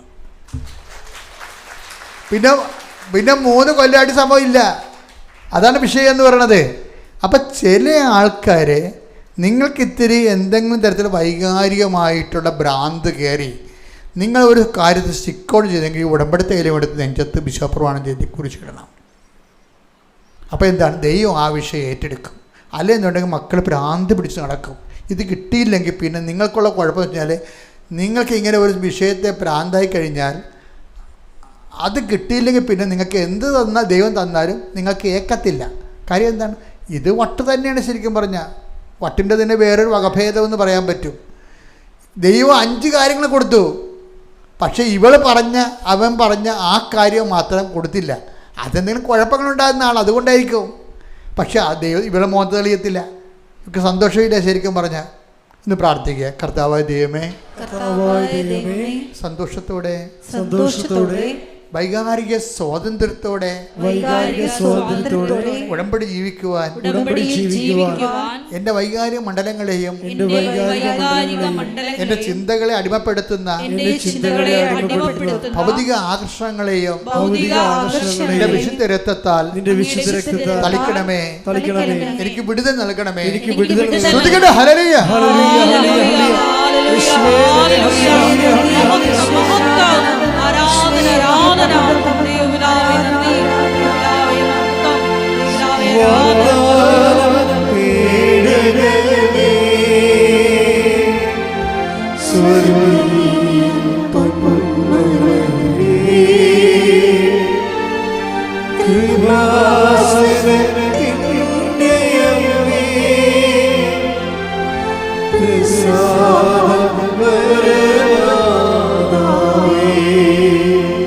ചില വിഷയങ്ങൾ നമ്മൾ തീരുമാനിക്കുമ്പോൾ സ്വാഭാവികമായിട്ടും കുറച്ച് സമയം അനുവദിക്കണം. ചില വിഷയങ്ങൾക്ക് നമ്മൾ കുറേ പ്രാർത്ഥിച്ചിട്ടും ചില വിഷയങ്ങൾക്ക് ഒരു നീക്കുപോക്കും ഇല്ലെന്ന് വിചാരിച്ചു. അപ്പോൾ എന്ത് ചെയ്യണം, നിങ്ങൾ ആ സ്റ്റാറ്റസ് കോ മെയിൻറ്റെയിൻ ചെയ്തിട്ട് ആ വിഷയത്തിൽ ഒരു പ്രൊസീജിയറില്ല, മുന്നോട്ട് പോകാൻ പറ്റണില്ല, നിങ്ങളെന്ത് ചെയ്യണം, ആ നില തുടരണം. ആ സമയത്ത് മുന്നോട്ട് പോകാൻ വേണ്ടി ആഞ്ഞ് ആക്രാന്തം കാണിക്കരുത്. അയ്യോ നടക്കണില്ലല്ല, എന്തുമാത്രം പ്രാർത്ഥിച്ച് പച്ചത്തിരി തീർന്ന് നീലത്തിരി തീർന്ന് 10 കത്തിച്ചെന്നൊക്കെ പറഞ്ഞുകൊണ്ട് ചില വലിച്ചാഴികൾ ഇങ്ങനെ കാരക്കൂപ്പി നടക്കണില്ലേ. You should not do it. കാര്യം ഒരു കാര്യങ്ങൾ നടക്കണില്ല എന്നുണ്ടെങ്കിൽ ഉടമ്പടി നടക്കാതിരിക്കേണ്ട ഒരു കാര്യമില്ല. അപ്പം നിന്നെ നടന്നാൽ നിനക്കെന്തോ ഭാവിയിൽ അപാതാളങ്ങൾ ഉണ്ടാകാൻ പോകുന്നു. ദൈവം അത് അറസ്റ്റ് ചെയ്തിരിക്കണം. അതുകൊണ്ട് അതിനെ ഒരു സ്റ്റാറ്റസ് കോയിൽ നടത്തണം. എന്ന് വെച്ച് കഴിഞ്ഞാൽ ദൈവം ആഗ്രഹിക്കുമ്പോൾ ദൈവത്തിന് ഇഷ്ടമാണെങ്കിൽ നടക്കട്ടെ, അതുവരെ ഞാൻ ദൈവിക വേലയിൽ തങ്ങി നിൽക്കും. തങ്ങി നിൽക്കും എന്ന് പറയണത്, തങ്ങി എന്നുള്ളൊരു ഭയങ്കര വാക്ക് ബൈബിളിലുണ്ട്. മർക്കോസ് 1:45. എന്നാൽ അവൻ പുറത്തു ചെന്ന് വളരെ കാര്യങ്ങൾ പ്രഘോഷിക്കാനും ഇത് പ്രസിദ്ധമാക്കാനും തുടങ്ങി. ഒരു കുഷ്ഠരോഗിയെ സുഖപ്പെടുത്തിയ കാര്യമാണ്. അവൻ കർത്താവാണ് സുഖപ്പെടുത്തിയെന്നൊക്കെ പറഞ്ഞ് കുളവാക്കി. അത് കാരണം കർത്താവിൻ്റെ എതിരാളികൾ ഈശോയെ തിരക്കി നടക്കാൻ തുടങ്ങി. ഭയങ്കര മോശമായ അന്തരീക്ഷം വന്നു. ആ മോശമായ അന്തരീക്ഷത്തിൽ ഈശോ എന്താ ചെയ്തതെന്ന് നോക്കിയേ, തന്മൂലം പിന്നീട് പട്ടണത്തിൽ പരസ്യമായി പ്രവേശിക്കാൻ യേശുവിന് സാധിച്ചില്ല. അവൻ പുറത്ത് വിജനപ്രദേശങ്ങളിൽ തങ്ങി. അതായത് വിനാശത്തിന്റെ കൊടുങ്കാറ്റ് കടന്നു പോകുവോളൂ അവിടുത്തെ ചിറകിന്റെ കീഴിൽ ഞാൻ എന്നെ അഭയം നൽകിയെന്ന് പറഞ്ഞില്ലേ. ഇപ്പം വിജനപ്രദേശത്ത് തങ്ങിയെന്ന് പറയുമ്പോൾ നമ്മൾ ഓർക്കണത് എന്താണ്? ആ വിനാശത്തെ കൊടുക്കാറ്റെടുത്ത് ശ്രുതിക്കട്ടെ. ഹല്ലേലൂയ, ഹല്ലേലൂയ, ഹല്ലേലൂയ, ഹല്ലേലൂയ, ഹല്ലേലൂയ. യേശുവേ നന്ദി. ഹല്ലേലൂയ, ഹല്ലേലൂയ, ഹല്ലേലൂയ, ഹല്ലേലൂയ, ഹല്ലേലൂയ. യേശുവേ ആരാധന, ആരാധന. 57-ാം സങ്കീർത്തനം 1-ാം തിരുവചനം. സങ്കീർത്തനം 57:1. വിനാശത്തിന്റെ കൊടുങ്കാറ്റ് കടന്നു പോകുവോളം ഞാൻ അങ്ങയുടെ ചിറകിൻ കീഴിൽ ശരണം പ്രാപിക്കുന്നു. ഇതിന്റെ ഒരു വചനം തന്നെയാണ് മർക്കോസ്. വിനാശത്തിന്റെ കൊടുങ്കാറ്റ് വിനാശത്തിലൂടെ കടന്നു പോകുമ്പോൾ എന്താ ചെയ്യേണ്ടത്? അങ്ങയുടെ ചിറകിന്റെ കീഴിൽ ഞാൻ ശരണം പ്രാപിക്കുന്നു. അതുതന്നെയാണ് ഈശോ വിജനപ്രദേശത്ത് തങ്ങിയെന്ന് പറയണത്. വിജയപ്രദേശത്ത് പോയി കാറ്റുകൊണ്ടെന്നല്ല എൻ്റെ അർത്ഥം. ദൈവപിതാവിൻ്റെ ചിറകിൻ്റെ കീഴിൽ അഭയം പ്രാപിച്ചിരിക്കുക. ഒരു നടപടിയില്ല. ഇപ്പം നമ്മുടെ കയ്യിൽ നിന്ന് ചെക്ക്, നമ്മൾ എഴുതിയ ചെക്ക് കൈമോശം വന്ന് എന്തു ചെയ്യും? കിട്ടണം കൊണ്ട് ഒപ്പിട്ട് മേടിക്കത്തില്ലേ? ഇപ്പോഴൊന്നും പറ്റത്തില്ല. ഇപ്പോൾ ബാങ്കിൻ്റെ നിയമങ്ങളെല്ലാം മാറി വേറെ കുറച്ച് സ്കൂട്ടിനൊക്കെ ഉണ്ട്. പണ്ടങ്ങനെ ചെയ്യുമായിരുന്നു. പക്ഷേ ഉടനെ സ്റ്റോപ്പ് പേയ്മെൻ്റ് അടിക്കും നമ്മൾ ബാങ്കിൽ. ചെക്ക് കൈവശം അതിലുണ്ട്, ആ അക്കൗണ്ടിൽ നിന്ന് പണം പോകരുതെന്ന് സ്റ്റോപ്പ് ചെയ്യും എന്ന് പറഞ്ഞ പോലെ തന്നെയാണ് നമുക്ക് എന്തെങ്കിലും ഒരു ഏടാകൂടത്തിലൂടെയാണ് പോണത്, ഒരു ചിന്തിച്ചിട്ടൊരു പദ്ധതി കിട്ടണില്ല, ഒരു പിടുത്തം കിട്ടണില്ല എന്ന് കണ്ടാൽ നമ്മൾ ഉടനെ ദൈവത്തെ ചിറകിലേക്ക് തങ്ങണം. പിന്നെ അതാണ് വിജയപ്രദേശ തങ്ങിയെന്ന് പറയണത്. ഇനി അതല്ല വഴിയെങ്കിൽ അത് തന്നെയാണ് വഴിയെന്ന് പറഞ്ഞ് കടുപിടുത്തം പിടിക്കരുത്. പല ആൾക്കാർക്ക് എനിക്ക് ആ ജോലി കിട്ടില്ലെങ്കിൽ വേറെ ജോലിയില്ല, എനിക്ക് കേടായി പോയില്ലേ പിന്നെ എനിക്ക് പോകണ്ട, ഇങ്ങനെയൊക്കെ പറഞ്ഞുകൊണ്ടിരിക്കണ കാണാം. ഇവർ ഉടമ്പടി എടുക്കരുത്. ഞാൻ ഉടമ്പടി എടുക്കരുതെന്നല്ല പറയണത്. നിങ്ങൾ ആലപ്പുഴ വരരുത് ശരിക്കും പറഞ്ഞാൽ. എന്ന് വെച്ചാൽ നിങ്ങളുടെ കൈയിരിപ്പ് ദൈവത്തിന് പറ്റുന്നതല്ല. എനിക്ക് കേടായി പോയില്ല പിന്നെ ഒരു രാജ്യത്തും പോകണ്ടെന്നാണ് പറയണത് അവൾ. എന്ത് ചെയ്യാനാണ്? അപ്പോൾ വീട്ടുകാർക്ക് മനസ്സിലാക്കണ്ടേ, ബോധം ഉണ്ടാകണ്ടേ? ഇവളുടെ ആരാണ്ട് ആൾക്കാർ ഉണ്ടെന്ന് ഇവള് പോയാൽ നമ്മുടെ കുടുംബത്തെ പ്രമാണം പോയി കാശും പോയി ഇവളെയും കിട്ടത്തില്ലെന്ന് ഉറപ്പല്ലേ? അല്ല പിന്നെ എന്തിനാണ് ഒരു രാജ്യത്ത് തന്നെ ഇങ്ങനെ സ്റ്റിക്ക് ചെയ്യേണ്ട കാര്യം? ജോലി കിട്ടിയാൽ പോരെ. അപ്പം ചില ആൾക്കാർക്ക് ചില വ്യക്തികൾ, ചില സ്ഥലങ്ങൾ, ചില ജോലികൾ സ്റ്റിക്ക് ഓൺ ചെയ്യും. അങ്ങനെ സ്റ്റിക്ക് ഓൺ ചെയ്താൽ അത് ദൈവഹിതമല്ല, നിനക്ക് പറ്റാത്തതാണെങ്കിൽ അത് നടക്കത്തില്ല. അപ്പോൾ എന്ത് ചെയ്യും? ഓപ്ഷൻ എടുക്കാൻ പഠിക്കണം. ബൈബിളിൽ ഓപ്ഷൻ ഇല്ലേ? എന്തുമാത്രം ഓപ്ഷനാണ് ഉള്ളത്. മർക്കോസ് മത്തായി 2:12 എടുത്ത് ശ്രുതിക്കട്ടെ. ഹല്ലേലൂയ, ഹല്ലേലൂയ, ഹല്ലേലൂയ, ഹല്ലേലൂയ. യേശുവേ നന്ദി. ഹല്ലേലൂയ, ഹല്ലേലൂയ. സ്തുതി, യേശുവേ ആരാധന. മത്തായി 2:12. ഹെരോദസിന്റെ അടുത്തേക്ക് മടങ്ങിപ്പോകരുതെന്ന് സ്വപ്നത്തിൽ മുന്നറിയിപ്പ് ലഭിച്ചതനുസരിച്ച് അവർ മറ്റൊരു വഴിയെ സ്വദേശത്തേക്ക് പോയി.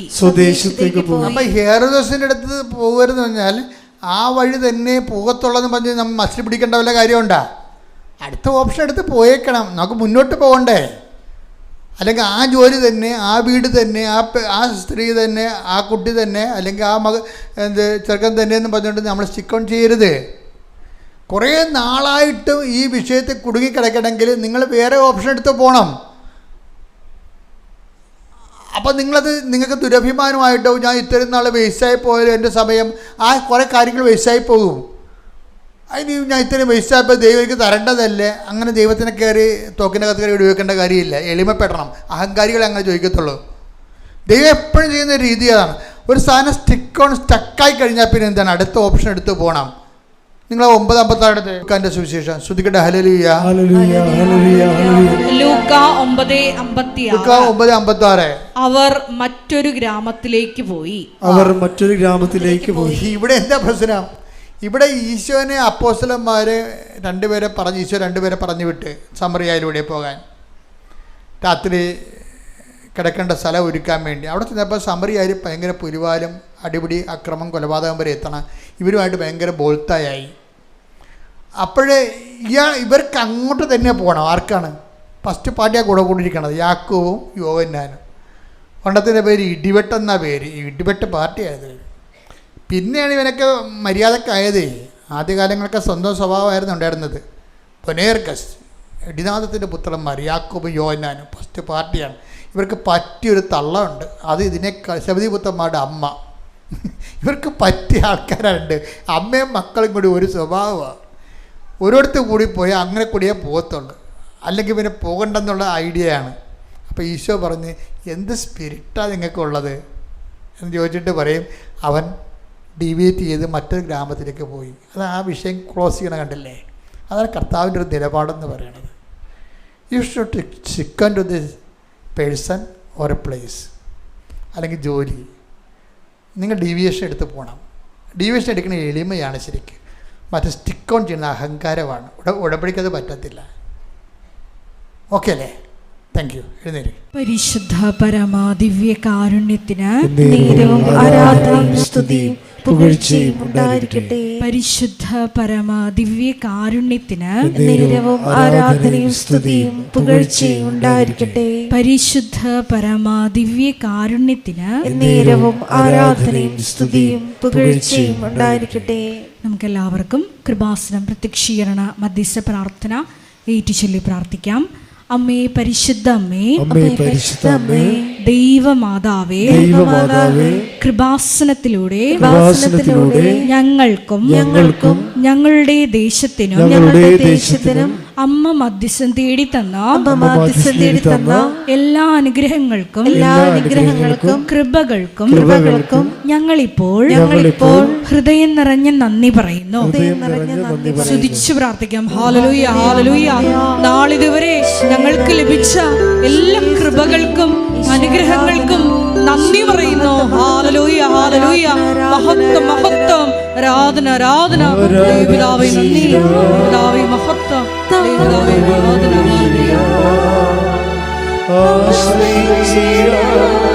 ദിവ്യകാരുണ്യത്തെ ആരാധിച്ചിടാം,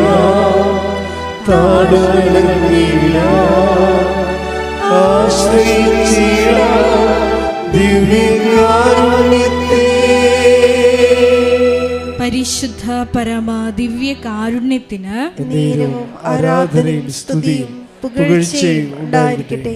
പരിശുദ്ധ പരമ ദിവ്യ കാരുണ്യത്തിന് ആരാധനയും സ്തുതിയും പുകഴ്ചയും ഉണ്ടായിരിക്കട്ടെ. പരിശുദ്ധ പരമ ദിവ്യ കാരുണ്യത്തിന് ആരാധനയും സ്തുതിയും പുകഴ്ചയും ഉണ്ടായിരിക്കട്ടെ. അമ്മേ പരിശുദ്ധ അമ്മേ, പരിശുദ്ധ അമ്മേ, ദൈവമാതാവേ, 2004 ഡിസംബർ 7-ാം തീയതി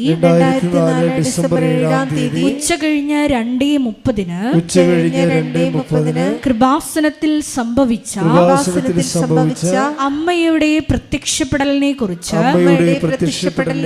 തിരുസഭയ്ക്ക് സമർപ്പിച്ചിരിക്കുന്ന പഠനരേഖകളുടെ മേൽ വസ്തുനിഷ്ഠവും ദൈവശാസ്ത്ര വിധി പ്രകാരമുള്ളതുമായ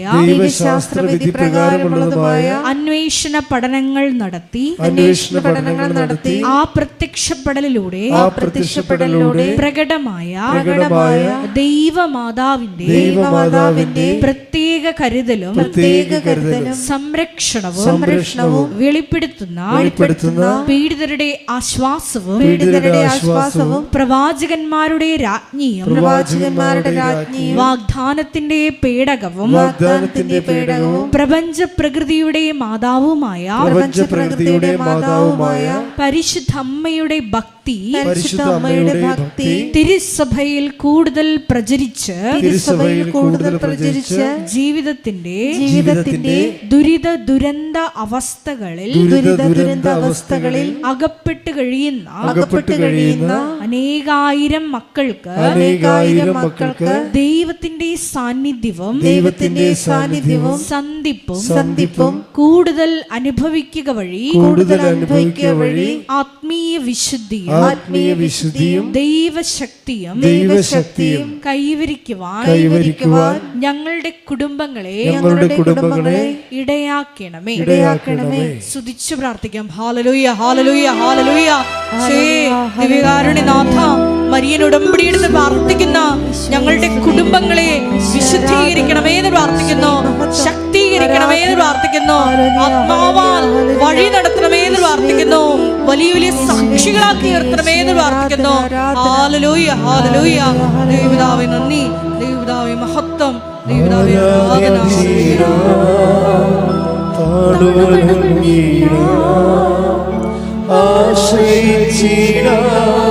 ദിവ്യകാരുണ്യത്തെ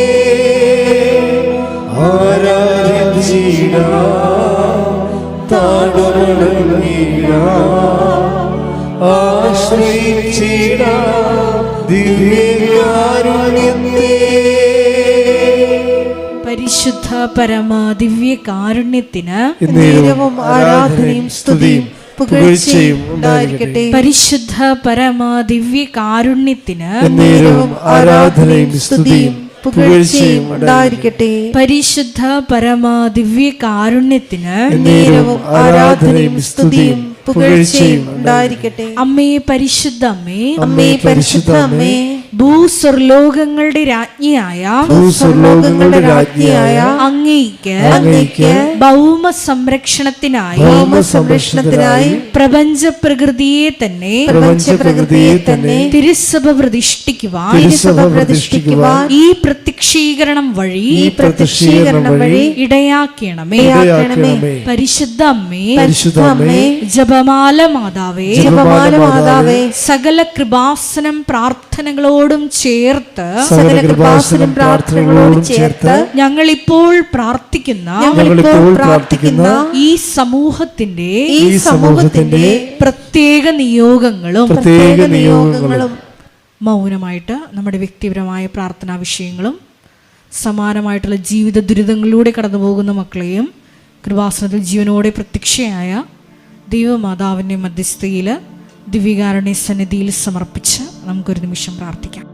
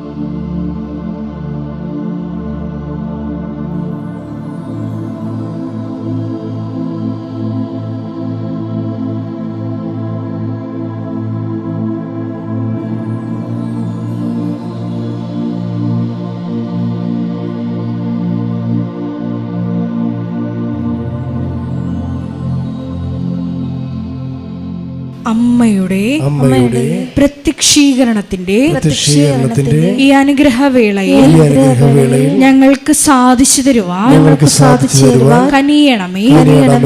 ആമേൻ. സ്തുതിച്ചു പ്രാർത്ഥിക്കാം. ഹല്ലേലൂയ, ഹല്ലേലൂയ, ഹല്ലേലൂയ. ഒരിക്കൽ കൂടി നാളുകൾ വരെ കൃപാസനത്തിൽ വന്ന് മരിയൻ ഉടമ്പടിയെടുത്ത് പ്രാർത്ഥിച്ചു പോയിട്ടുള്ള മുഴുവൻ മക്കളെയും, ഓൺലൈനായി ഉടമ്പടിയെടുത്ത് പ്രാർത്ഥിക്കുന്ന മക്കളെയും, ലൈറ്റ് ക്യാൻഡിൽ പ്രയർ വഴിയായിട്ടും അവർ ഡെയിലി ബ്രെഡ് പ്രാർത്ഥനയിലൂടെയും എല്ലാം തങ്ങളുടെ നിയോഗങ്ങൾ സമർപ്പിക്കുന്ന ഓരോ മക്കളുടെയും വ്യക്തിപരമായ ആവശ്യങ്ങളെ ഞങ്ങൾ ഈ അൾത്താരയിൽ സമർപ്പിച്ച് പ്രാർത്ഥിക്കുന്നു. ഏറെ പ്രത്യേകമായിട്ട് ജീവിത ദുരിതങ്ങളിലൂടെ കടന്നു പോകുന്ന മക്കളുടെ പ്രത്യേകമായ നിയോഗങ്ങളെ ഈ അൾത്താരയിൽ സമർപ്പിച്ച് പ്രാർത്ഥിക്കുന്നു. ഗുരുതരമായിട്ടുള്ള രോഗാവസ്ഥകളിലൂടെ കടന്നു പോകുന്ന മക്കളെ ഈ അൾത്താരയിൽ സമർപ്പിച്ച് പ്രാർത്ഥിക്കുന്നു.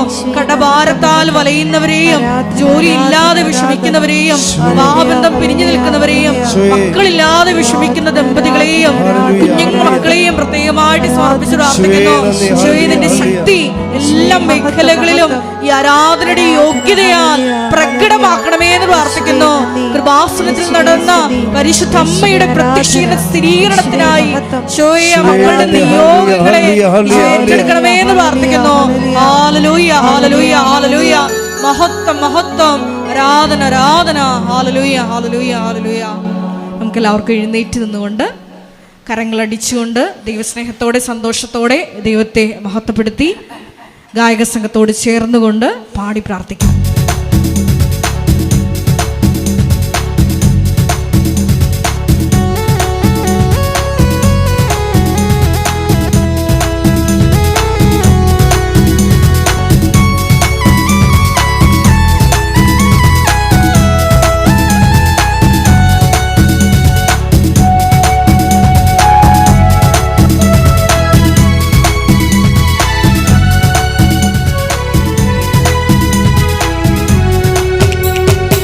ഇത്രത്തോളം ജയം തന്ന ദൈവത്തിനു സ്തോത്രം, ഇതുവരെ കരുതി രക്ഷകനു സ്തോത്രം.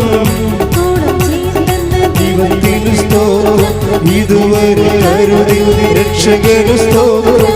ഇനിയും കൃപ തോന്നി കരുതിടണേ, ഇനിയും നടത്തണേ തിരുഹിതം.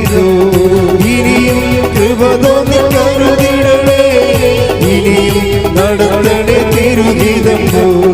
ഇത്രത്തോളം ജയം എന്ന ദൈവത്തിന് സ്തോത്രം, ഇതുവരെ കരുതി രക്ഷകന് സ്തോത്രം.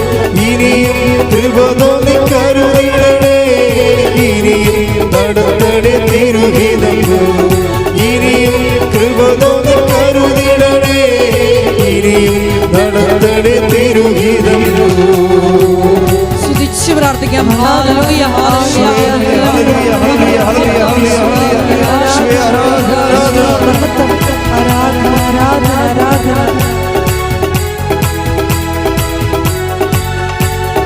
നിന്നതല്ല ദൈവം നമ്മെ നിർത്തിയതാ, നേടിയതല്ല ദൈവമെല്ലാം തന്നതല്ലേ. നിന്നതല്ല ദൈവം നമ്മെ നിർത്തിയതാ, നേടിയതല്ല ദൈവമെല്ലാം തന്നതല്ലേ. ഉച്ചത്തിൽ ചെയ്ത് പാടാം. ഇന്നതല്ല ദൈവം നമ്മെ നേടിയതല്ല ദൈവമെല്ലാം തന്നതല്ലേ. നടത്തിയ വിധങ്ങളെ ഓർത്തിടുമ്പോൾ നന്ദിയോടെ നാദം സ്തുതി പാടിടാം. നടത്തിയ വിധങ്ങളെ ഓർത്തിടുമ്പോൾ നന്ദിയോടെ നാദം സ്തുതി. കൈകൾ ഉയർത്തി. ഇത്രത്തോളം ജയം തന്ന ദൈവത്തിനു സ്തോത്രം, ഇതുവരെ കരുതി രക്ഷകന് സ്തോത്രം. ഇത്രത്തോളം ജയം തന്ന ദൈവത്തിനു സ്തോത്രം, ഇതുവരെ കരുതിയ രക്ഷകന് സ്തോത്രം.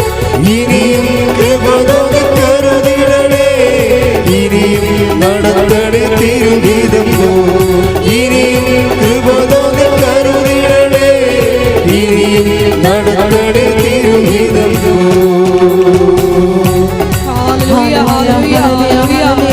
കൃപാസനത്തിന്റെ എല്ലാ നിർമ്മാണ പ്രവർത്തനങ്ങളെയും ദൈവമായിട്ട് സമർപ്പിച്ചു പ്രാർത്ഥിക്കുന്നു. സമയബന്ധിതമായി എല്ലാം പൂർത്തീകരിക്കുവാനുള്ള വലിയ കൃപയ്ക്ക് വേണ്ടി പ്രാർത്ഥിക്കുന്നു. കൃപാസനത്തിന്റെ സാമൂഹിക സാംസ്കാരിക ആത്മീയ പ്രത്യേകമായിട്ട് സമർപ്പിച്ചു പ്രാർത്ഥിക്കുന്നു. എല്ലാ മേഖലകളിലും പരിശുദ്ധ അമ്മയുടെ ഇടപെടലുണ്ടാകുവാനുള്ള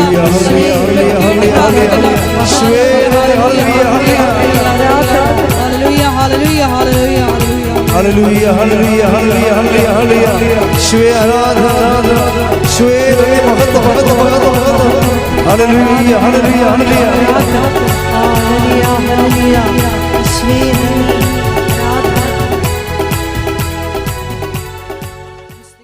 എൻ്റെ പ്രിയപ്പെട്ട രോഗസൗഖ്യ പ്രാർത്ഥനയും ജീവിത ദുരിതങ്ങളും സമാശ്വാസ പ്രാർത്ഥനയാണ്. അച്ഛൻ പ്രാർത്ഥിച്ചുകൊണ്ടേയിരിക്കും. എൻ്റെ മക്കൾ സ്തുതിച്ചുകൊണ്ടിരിക്കട്ടെ. സ്തുതിക്കട്ടെ. ഹല്ലേലൂയ ഹല്ലേലൂയ ഹല്ലേലൂയ ഹല്ലേലൂയ ഹല്ലേലൂയ ഹല്ലേലൂയ ഹല്ലേലൂയ ഹല്ലേലൂയ ഹല്ലേലൂയ. യേശുവേ നന്ദി, യേശുവേ കർത്താവിന്റെ ഉന്നതമായ നാമത്തിന് സ്തോത്രം ചെയ്യുന്നു. കർത്താവേ, നിന്റെ വിശുദ്ധ പൗരോഹിത്യത്തെ മഹത്വപ്പെടുത്തണമേ. കർത്താവെ, സഭയിലുള്ള സാന്നിധ്യം ദൃഢമാക്കണമേ. 40 വർഷം ഞാൻ അർപ്പിച്ച കൃപാന്റെ യോഗ്യതയാൽ കൃപാസനം അൾത്താറെ ജീവനോടെ പ്രത്യക്ഷപ്പെട്ട പരിശുദ്ധ അമ്മയുടെ മധ്യസ്ഥതയിലെ ഞാൻ എല്ലാ മക്കൾക്കും വേണ്ടി മധ്യസ്ഥം പ്രാർത്ഥിക്കുന്നു. കർത്താവെ, ഇവിടെ തീർത്ഥാടനത്തെ പ്രാർത്ഥിക്കുന്നവര് ഓൺലൈനിൽ ഉടമ്പടിയിൽ വിദൂരങ്ങളിൽ പ്രാർത്ഥിക്കുന്നവരും കർത്താവിൻ്റെ വിശുദ്ധമായ തിരുമുറിവാർന്ന വലതുകരം അവരുടെ ശിരസിലേക്ക് പതിക്കട്ടെ എന്ന് പ്രാർത്ഥിക്കുന്നു. ഉച്ചമുതൽ ഉള്ളങ്കാൽ വരെ കർത്താവിൻ്റെ രക്തം പടരട്ടെ. ആന്തരിക അവയവങ്ങൾ, ശാരീരിക കോശങ്ങൾ, രോഗാതുരമായ എല്ലാ ഇടങ്ങളും കർത്താവിൻ്റെ നാമത്തിൽ സ്പർശിക്കട്ടെ. I command you in the name of Jesus Christ. കർത്താവേ, നിന്റെ കൃപയാൽ നിന്റെ വിശുദ്ധ പൗരോഹിത്യത്തെ മഹത്വപ്പെടുത്തണമേ കർത്താവേ. കർത്താവേ, സഭയിലുള്ള സാന്നിധ്യം പ്രകടമാക്കണമേ കർത്താവേ.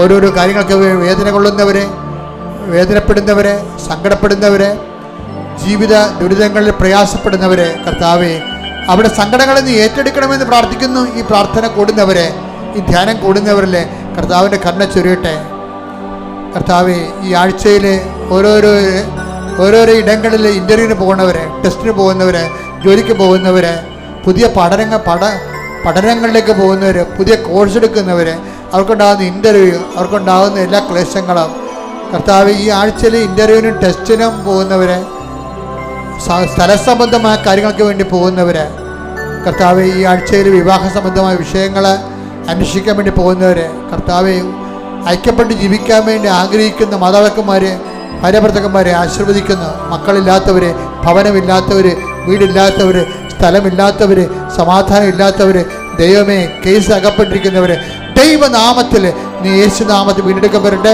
ശ്രുതിക്കട്ടെ. ഹല്ലേലൂയ, ഹല്ലേലൂയ, ഹല്ലേലൂയ, ഹല്ലേലൂയ. മഹത്വം ദൈവമേ, നന്ദി ദൈവമേ, മഹത്വം ദൈവമേ, ആരാധന.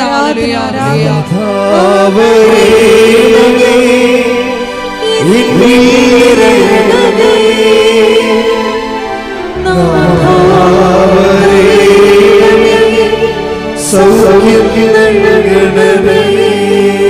എന്റെ പ്രിയപ്പെട്ടവരെ, മുട്ടിൽ നിന്നിട്ട് കൈകൾ കുപ്പി ഭക്തിയോടുകൂടി വ്യക്തിപരമായ ആവശ്യങ്ങൾക്ക് വേണ്ടി പ്രാർത്ഥിക്കുക.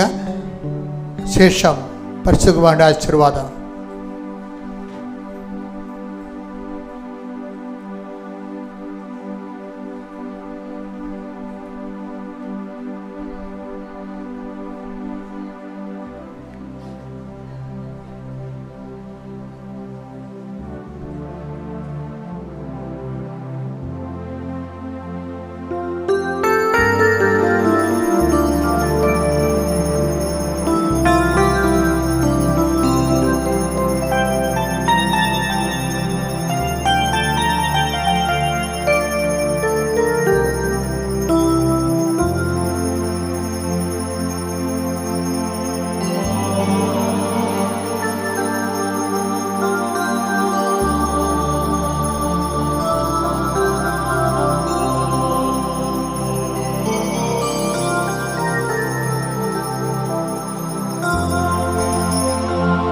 പരിശുദ്ധ പരമ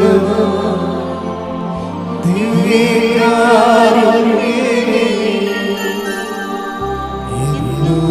എന്നും അങ്ങേക്ക് ആരാധന. പരിശുദ്ധ പരമ ദിവ്യകാരുണ്യമേ, എന്നും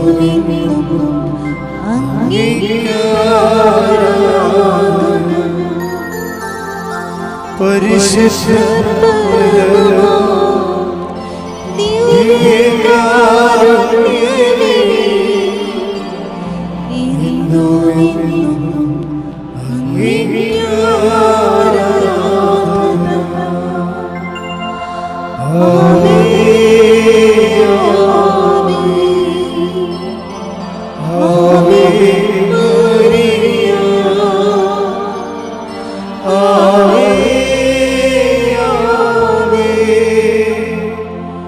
അങ്ങേക്ക് ആരാധന. സ്നേഹമുള്ളവരെ, പ്രധാനപ്പെട്ട അറിയിപ്പുകളാണ് ഈ സമയം നൽകുന്നത്. കൃപാസനത്തിൽ എല്ലാ ദിവസവും മരിയൻ ഉടമ്പടി എടുക്കാനും പുതുക്കാനുമുള്ള അവസരം ഉണ്ടായിരിക്കുന്നതാണ്. അതുപോലെ തന്നെ എല്ലാ ദിവസവും രാവിലെ 10:30 ഇംഗ്ലീഷ് മരിയൻ ഉടമ്പടി ക്ലാസ്സും, ഉച്ചകഴിഞ്ഞ് 1:30 ഹിന്ദി മരിയൻ ഉടമ്പടി ക്ലാസ്സും, രണ്ടാം ചൊവ്വാഴ്ചകളിൽ തമിഴ് മരിയൻ ഉടമ്പടി ക്ലാസ്സും രാവിലെ 10 മണിക്ക് ഉണ്ടായിരിക്കുന്നതാണ്. കൃപാസനത്തിൽ സമർപ്പണ ജീവിതം നയിക്കാൻ ആഗ്രഹിക്കുന്ന യുവതികൾ, +2 ഡിഗ്രി പാസ്സായ കുട്ടികൾ 82 81 29 75 11 എന്ന വാട്സപ്പ് നമ്പറിൽ ബന്ധപ്പെടുക. അതുമല്ലെങ്കിൽ apparitionmissionaries@gmail.com എന്ന ഇമെയിൽ അഡ്രസ്സിൽ കോൺടാക്റ്റ് ചെയ്യുക. കൃപാസനം പത്രം 23 ഭാഷകളിൽ ലഭ്യമാണ്. നിങ്ങൾ ആയിരിക്കുന്ന ഇടങ്ങളിൽ ഏത് ഭാഷ കൊടുത്താൽ ദൈവജനത്തിന് ഏറ്റവും പ്രയോജനകരമാകും എന്നുള്ള ഭാഷകളാണ് ഉടമ്പടി എടുക്കുന്ന സഹോദരങ്ങൾ വാങ്ങിച്ചുകൊണ്ട് പോകേണ്ടത് എന്നുള്ള കാര്യം സ്നേഹപൂർവ്വം ഓർമ്മപ്പെടുത്തുന്നു.